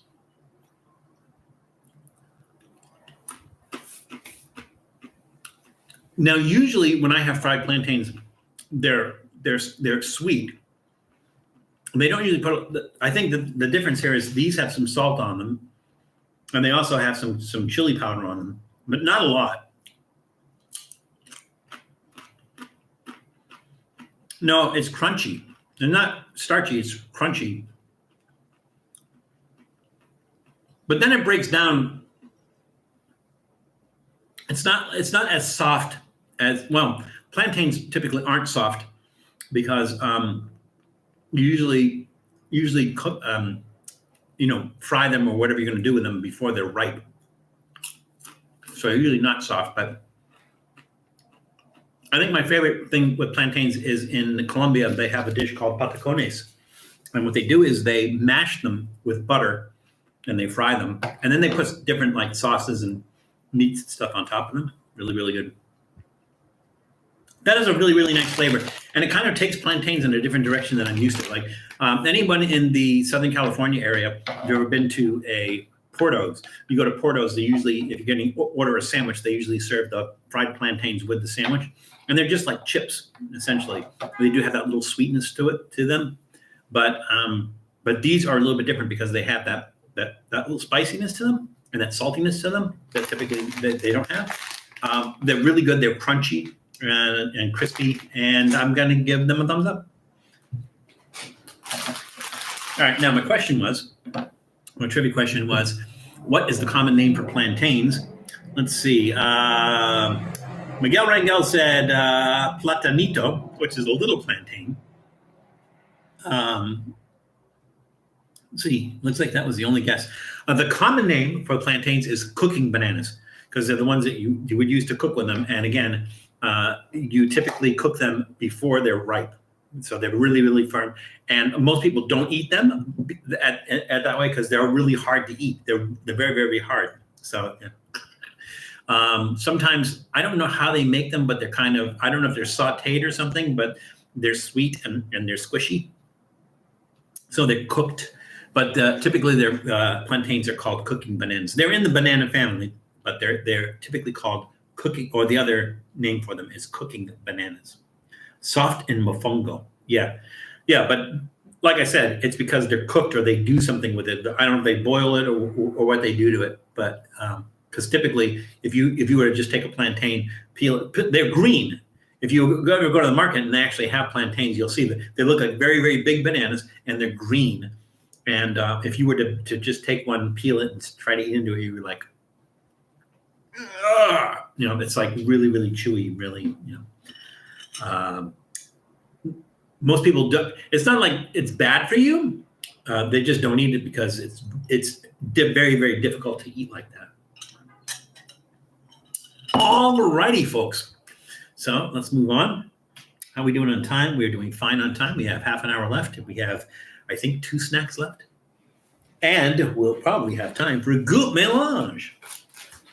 Got to do goût mélange. Let's see. Okay. Now we're getting into well, I want to say candy, but it's really not candy. This one I found really interesting. This is Tadeo's, I'm going to say this wrong, Fruchimois, maybe? Fruchimois? Tadeo's Fruchimois kiwi with chili and chamoy. Now, typically, if you go into like a Latin American grocery, you'll find something like this, but it's typically going to be mango. To find it with kiwi is a little bit unusual, that it's kiwi with chili and chamoy. Again, chamoy is that sauce. It's like a mixture of fruit and chili sauce. If you go into a Latin American grocery, you can buy like big bottles of that, and it's like bright red. It's almost like a ketchupy red, but it tastes nothing like ketchup. It's sweet and spicy. So this has chili and chamoy in it. I think a lot like the mango. It's like mango with chili. I don't know if they put anything else on it besides the chili, but I just thought this was really interesting. Now, maybe the reason it's called Fruchimois, maybe I'm pronouncing that wrong, is that the FRU is for the fruit, and the CHIM is for the chamoy, which is CHAM, and then IS. I don't know. I honestly don't know. I've never heard that term before, but it's called Fruchimois or Fruchimois, maybe. I'm not sure. And it's kiwi with chili and chamoy. I thought that was interesting. So this is from Tadeo's Candy Company. It was founded in 2019 in Fresno, California. And because it is a kiwi, let me ask you this question. Kiwi is a fruit, but what type of animal is a kiwi? What type of animal is a kiwi? I missed the first couple of minutes of the stream, Val. That I missed the dude. You did miss the dude. The dude was here, and he was here really, really briefly. So Claudia had been out, and she came in, and as soon as he heard the door, he just went running to be with Claudia. So that's it. That's probably no doodle today. Those look weird. They look like beets. I mean, when I say beet, I mean a red beet. Is really weird. And a kiwi's not going to be a red color. Kiwi's going to be like a green, like a light green color, maybe a little bit of yellow in it.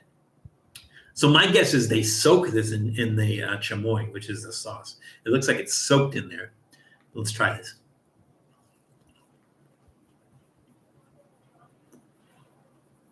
It's chewy, which kiwi typically is not. It's sweet. There's a lot of sugar on it on the outside.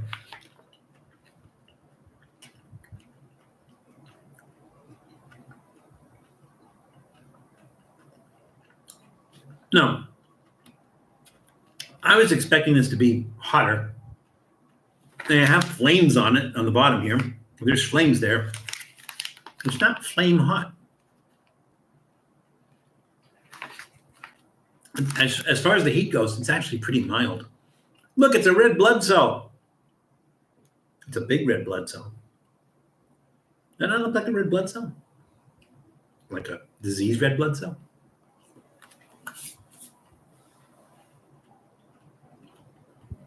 A lot of sugar. And that sugar is the texture.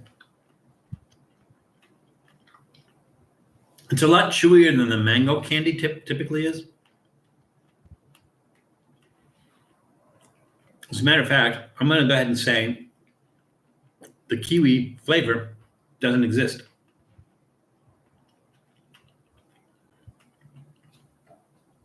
It's an interesting texture.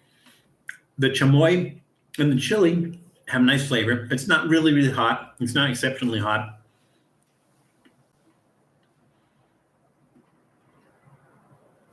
I'm going to give it a thumbs in the middle. I mean, it is what as advertised, but I'm not tasting the kiwi fruit because the kiwi is overpowered by the chili and the chamoy, and I'm not tasting the kiwi fruit. So I don't know how else you would do it so that you can taste the kiwi fruit, but can't, and that's going to give it a thumbs in the middle for me. Our trivia question was, because we were talking about kiwis, what type of animal is a kiwi? Let's see. Nashi said bird. Miguel Rangel said bird. Adam Hebb said a flightless bird native to New Zealand. Yeah, that's all. They're all correct. It is the world's smallest flightless bird, by the way, native to New Zealand. New Zealand also has I want to say, as far as flightless birds, there are flightless birds on, I want to say 3 continents.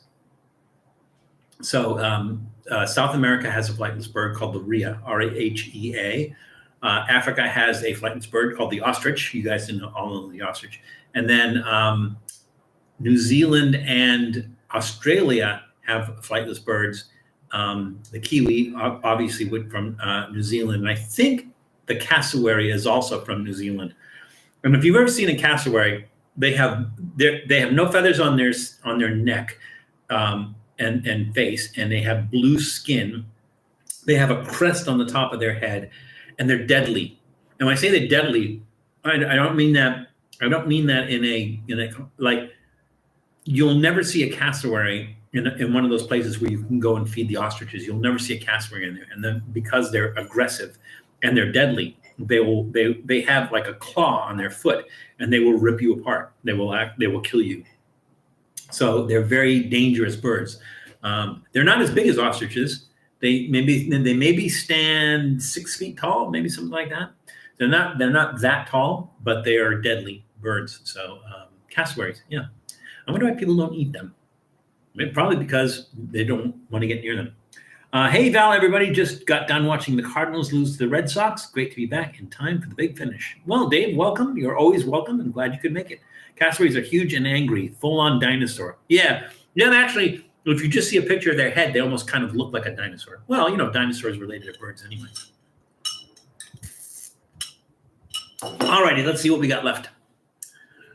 Okay, little housekeeping. A little housekeeping here. Okay, we got one left.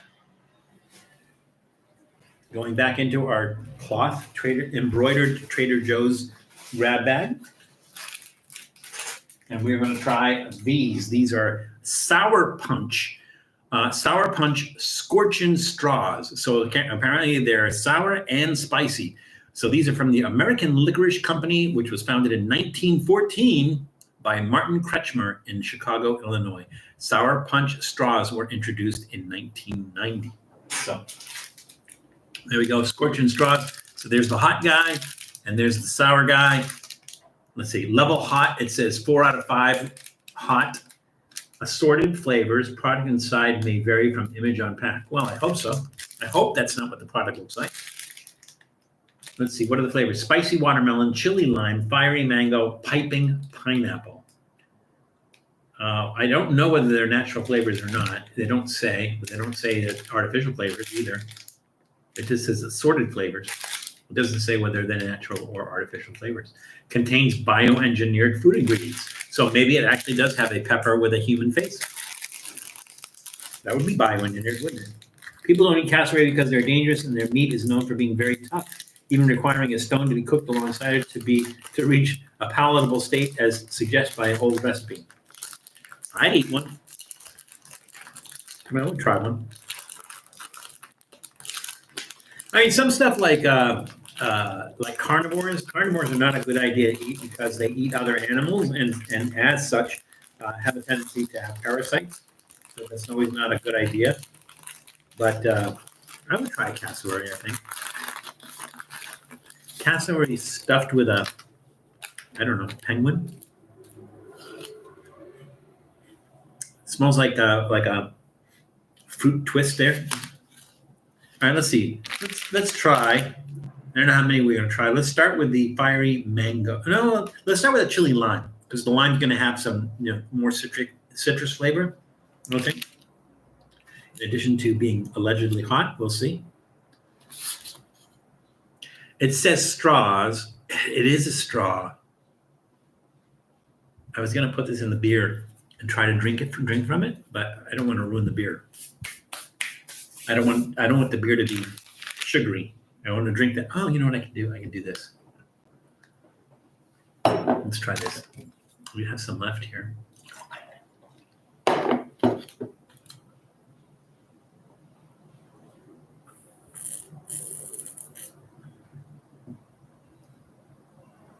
It does nothing. All right.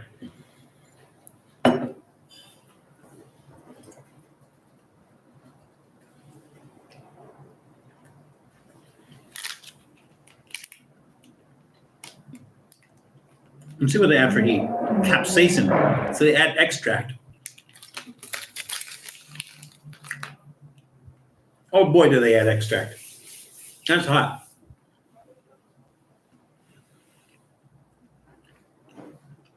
They're not messing around. Now,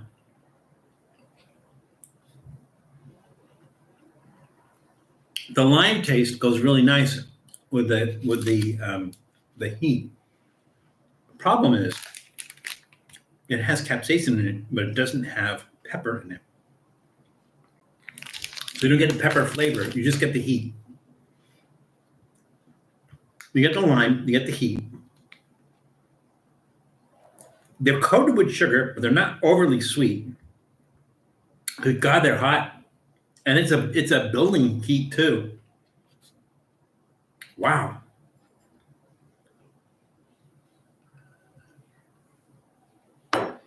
And penguins is practically chickens. Wow. That is hot. But again, they're using an extract as opposed to a chili. American Liquors Company. I don't know. I mean, like, what I think would be nice is if somebody did this and they actually made a jalapeno flavored straw, and they actually used the jalapeno extract as opposed to just using like a capsaicin extract. Sort of like Jelly Belly did the Fiery Five. And those actually had the flavor. Well, some of them did. Some of them weren't as good. The habanero one was good. The jalapeno one was good. And they did have the flavor of those peppers. This one does not. This one just has the heat from the peppers and no flavor. I'm going to try the mango one and then call it a day.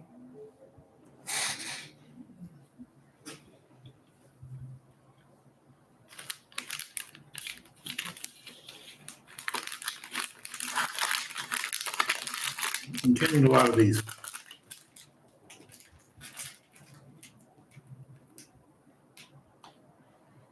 Now, here's the thing. I'm going to give it a thumbs up. I'm going to give it a thumbs up because it's a candy. It says it's Scorchin Straws. So they're sour and they're hot. And they are sour and hot. I'm expecting to have flavors, right? I'm expecting to have a hot pepper flavor, and I'm expecting it to have the fruit flavors. It does have those fruit flavors, but it's kind of like overpowered by the heat. I'm going to give it a thumbs up anyways because they deliver on what they say they're going to deliver on. Oh my God, that heat just builds. So yeah, I'm going to give it a thumbs up for that. Is it something that I would buy again or try again or anything? Not really, because like for me, it would be nice if they achieved that level of heat, but they also had the flavor of, some sort of pepper like habanero or something like that. If they had that flavor in there, that would be really, really nice. The fruit flavors, they're okay.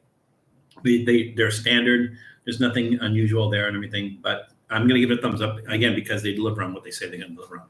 Now, did I ask a question? I didn't ask a question on that. Good. Then I have an answer for you. So I did not ask a question. All right, there we go. All right. So there you have it. Someone needs to a giant turducken with every bird you can cook and stuff. That would be awesome. I know somebody who could do that too. He probably won't be able to get a cassowary, but he raises ostriches and emus. He might actually be able. He would start with an ostrich, put an emu in it, then go with a goose, then a turkey, then a duck, then a chicken, and then quail maybe, or partridge, then a partridge. Oh, no, somewhere in there he would put a peacock. Put a peacock in there.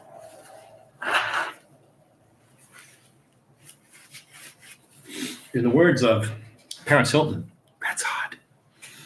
All right, so what are we doing on time? We had 20 minutes. All right, so here's what we're gonna do. We're gonna do goût mélange, and then we're probably gonna have even some time on the other side of goût mélange. We can talk a little bit, so that's fine.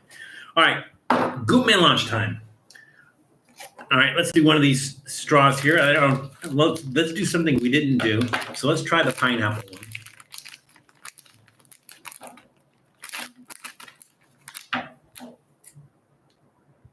That's really hot. That's like the hottest. I saved it last because it's supposed to be sour and hot. That's probably the hottest thing I've eaten today.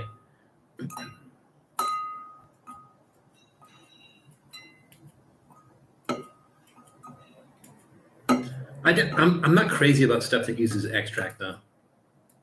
You know, I like pepper.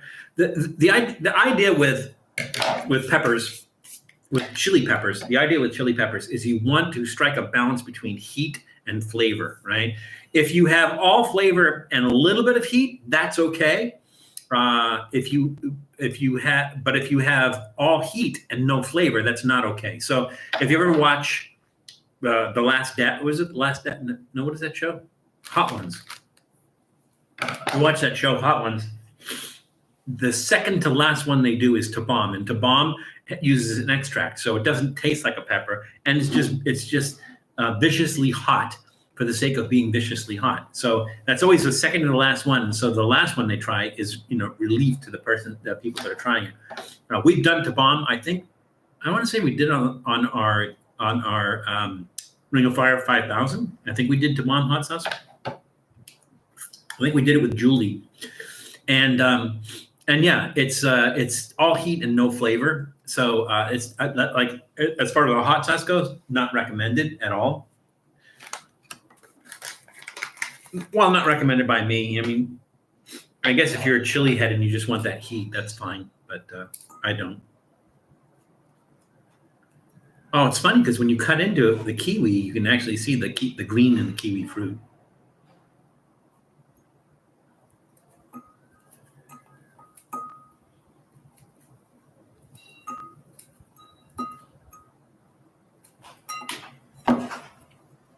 I don't want Doodle to get that. He will not like it. And he doesn't check. He just automatically sticks something he finds on the ground in his mouth.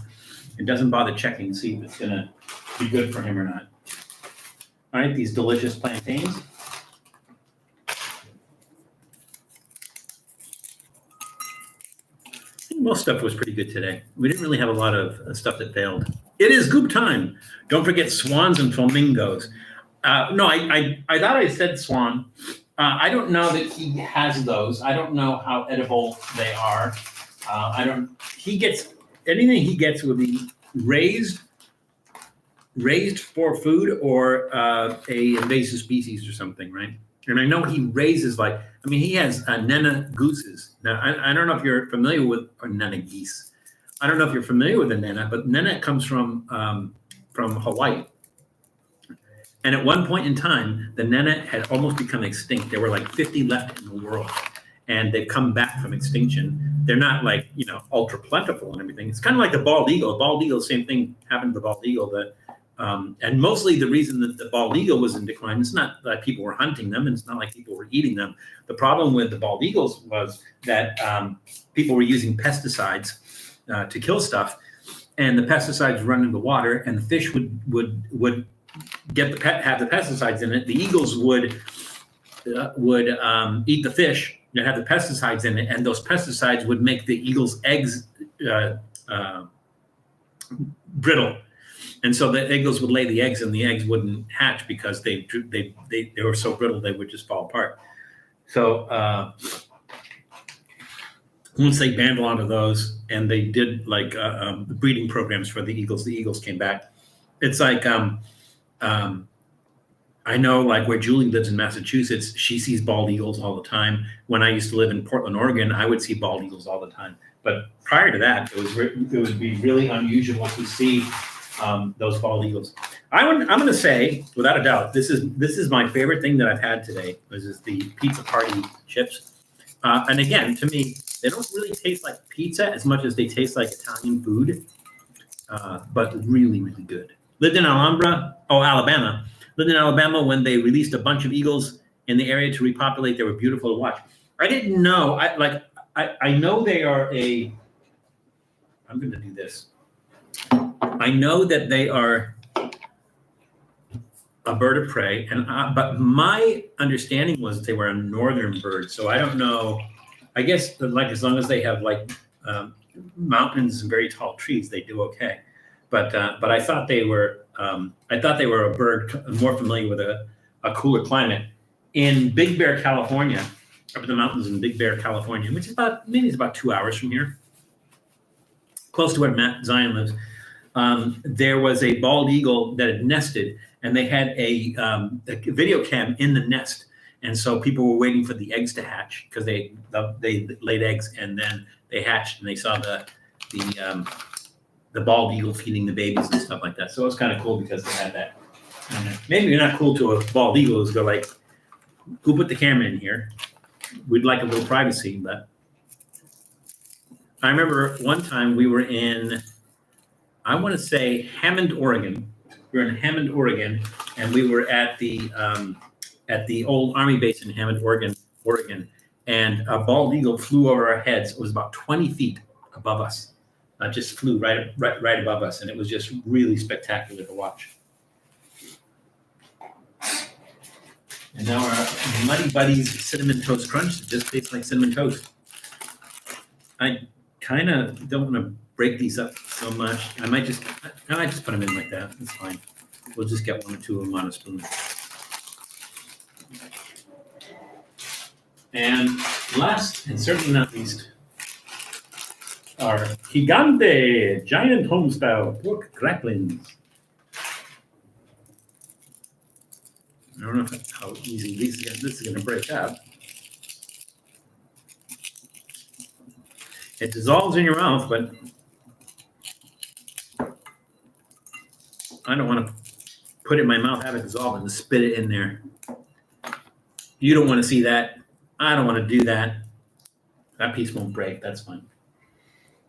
Use my finger bowl that I just made. Clean my fingers. They released them at Cheaha State Park, only mountain in Alabama. Yeah, I think they have to have like a higher altitude. That's why they do well in like Massachusetts. That's why they do well in, states that have mountains and stuff. Like they would not do well in Florida. The tallest point in Florida is, I want to say 300 feet above sea level. They wouldn't do well in Death Valley, where Badwater is, which was something like 270 feet below sea level.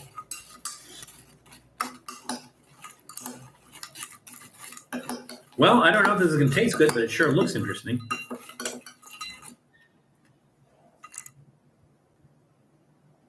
All right, let's give this a shot. Saw them at Tahoe. Yeah, they're easier to see now. Like I said, Julie sees them at her house now.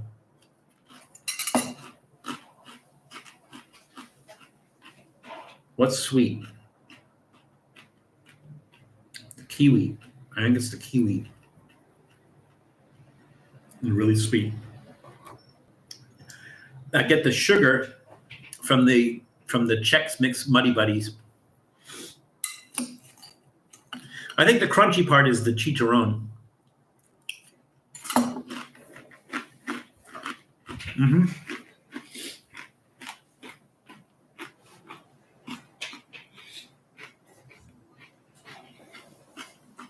A lot of interesting flavors going on there.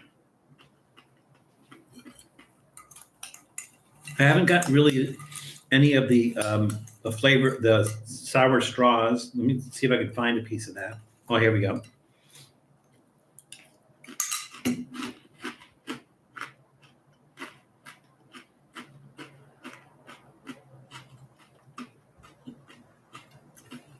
Everything mixed together.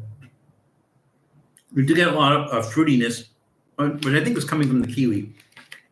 What is that heat? I think that heat was that flavor, was the sour straw. I think that was the heat. So this is mostly crunchy, savory, and spicy.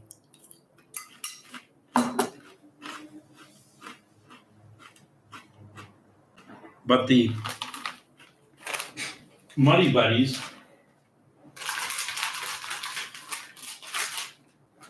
which taste like cinnamon toast, give it a sweetness.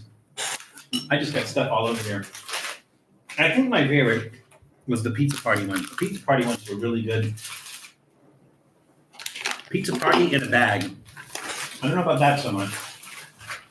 I'm gonna give this I'm gonna give this a thumbs in the middle, trending upward.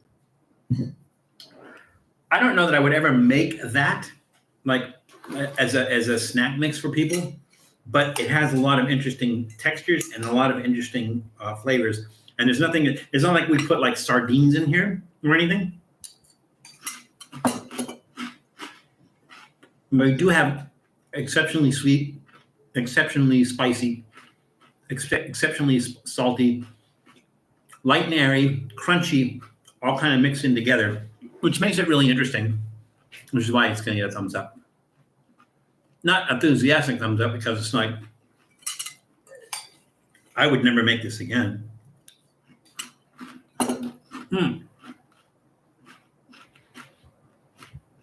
Something hot hit my throat.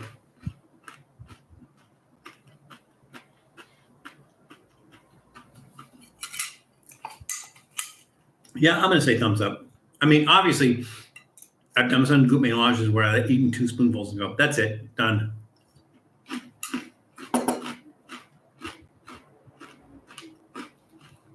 This is nice with the variety of textures and flavors and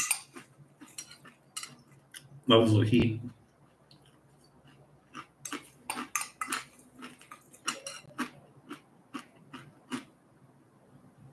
I'm going to clean my plate, and I'm going to want to go gold star on my forehead. It's quiet in the chat. It can't possibly be you guys are like listening to me eat.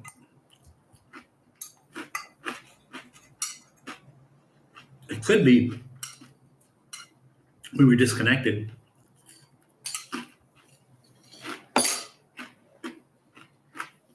That's a possibility. All right, it's cold down here in South Texas.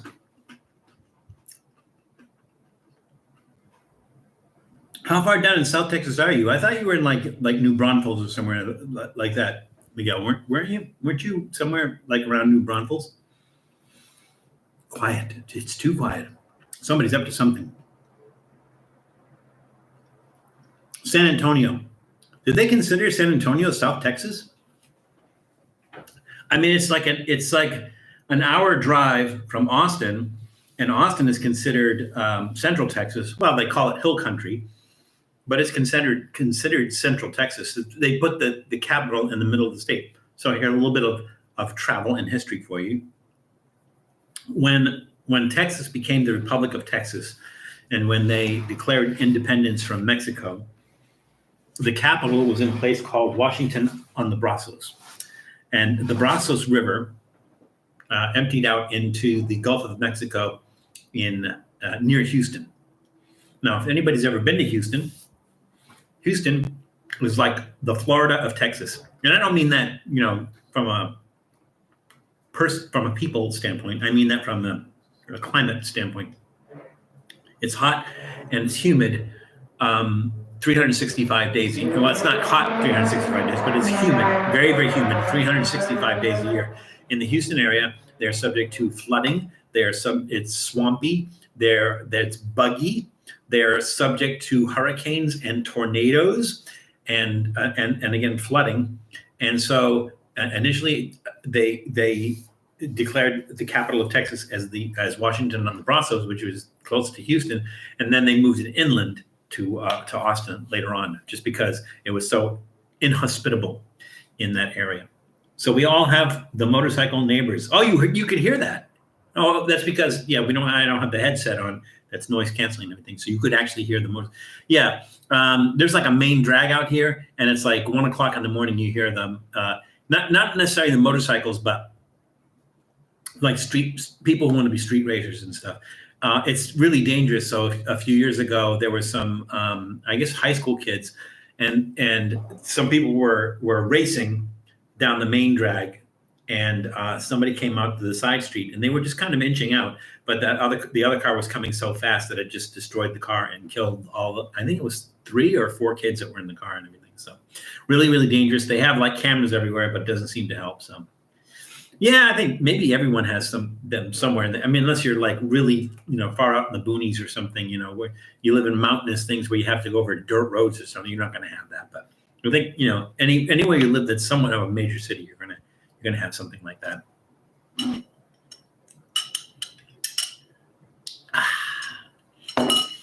Yeah, I think we were pretty basic today. I was maybe expecting it to be a little bit more unusual. I had some surprises and everything. The squirt was just like, it was okay, but really exceptionally sweet.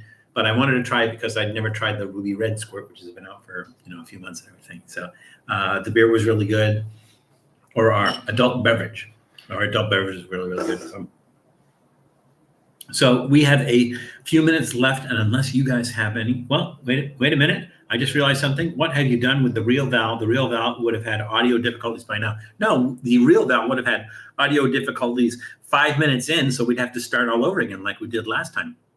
So I'm gonna share this with you because I shared this at the beginning. So this was from last night. And this is just to show that I look nothing like Jay Leno. So it's funny because, in a comedy club, I was expecting somebody to say like, so what do you do? And like I was just waiting for somebody to say, so what do you do? So I could say, oh, I'm Jay Leno's stunt double. But seriously, when you see the two of us standing together, we look nothing like each other. Please wish Claudia a belated happy birthday. I certainly will, Nashies. Thank you very much for mentioning that. I will. Maybe she's watching in the other room, in which case she saw you already wish her a happy birthday. So I thank you all for joining us. Not sure. I know that there's a bunch of stuff coming up that I have scheduled, but I think we'll probably be doing a live stream for at least the next few weeks. But I'll let you guys know. I'll let you guys know early on whether we are or whether we are not. Again, I will remind people that we are, I think, 47 subscribers away from 6,000. So I'm kind of looking forward to that. I don't want people to like create fake accounts and get us that number. And I'm not saying that so that you do that. I'm telling you not to do that. I don't want fake accounts, but if you can spread the word and you can get us subscribers, that would be really, really nice, especially those of you who've been watching the show for a long time. If you haven't subscribed, then please do so. Also, check out the other channels of the other people that we recommend, like Janice Yamanaka and Old Guy in Colorado, Tom, Old Guy in Colorado, Reckless Eating, and even some channels that have been out for a few years but haven't actually done anything in a few years or just kind of walked away from, like Main Event Pong. Main Event Pong doesn't do any episodes anymore. But the channel's still up and they still have some great videos. So, so we ask you to check it out. Nashies, check out her channel. Her channel is amazing. So definitely check those channels out. If you don't know who they are, you go to our main page and you scroll down to featured channels. They're all in there. And when you do watch them and when you do like them, and I know you will, then also subscribe to their channels. And when you watch the videos, click the like button on the videos and leave a comment because that helps them out as well. So please do that. That would be really helpful. And if you have not subscribed to us and you can, then please do so. We would really, really appreciate it. And then, like I said, once we get to 6,000, we will bring you these are a few of Val's least favorite things live stream. So we will do that. So we are we're just winding it down. Well, thank you all for. I don't know if I tell you this enough. I really love you guys in the community that we built. You guys are great. We never have any trouble making. We banned one person in the whole history of this channel, and it's just because they were, they weren't legit, anyways, right? But you guys are great. We see you guys week after week. We get new people in all the time and everything, and you're just a great community, and we really appreciate your support, and we thank you. And you guys are a lot of fun to interact with. So that makes it the high point of my week, is looking forward to the weekend when I can do this with you guys and we can interact and have some fun together. So I learned from you. Hopefully you learned from me. It's a lot of fun, and I want to continue this. I'll do this until I can't do it anymore. I don't care if I make money from it or anything. Like I said, I lose money on it. I actually lose money on doing this. I do make some money, but I spend more than I make on it. But I love doing it. I love doing it with and for you guys, and I really appreciate it. And so I will continue to do that. So I thank you so much. There's a tiny little bit left of the weekend, so go out and enjoy it, or try to enjoy it. I don't think we have anybody like west of us that's already into Monday. But if you've got some time left of the day, go out and enjoy it, and be safe and be careful the week coming up, and hopefully we will see you again next weekend. So just remember that it's crazy out there, so please be careful, take care of yourselves, take care of others, and we'll see you soon. Thanks, everybody. Have a good weekend.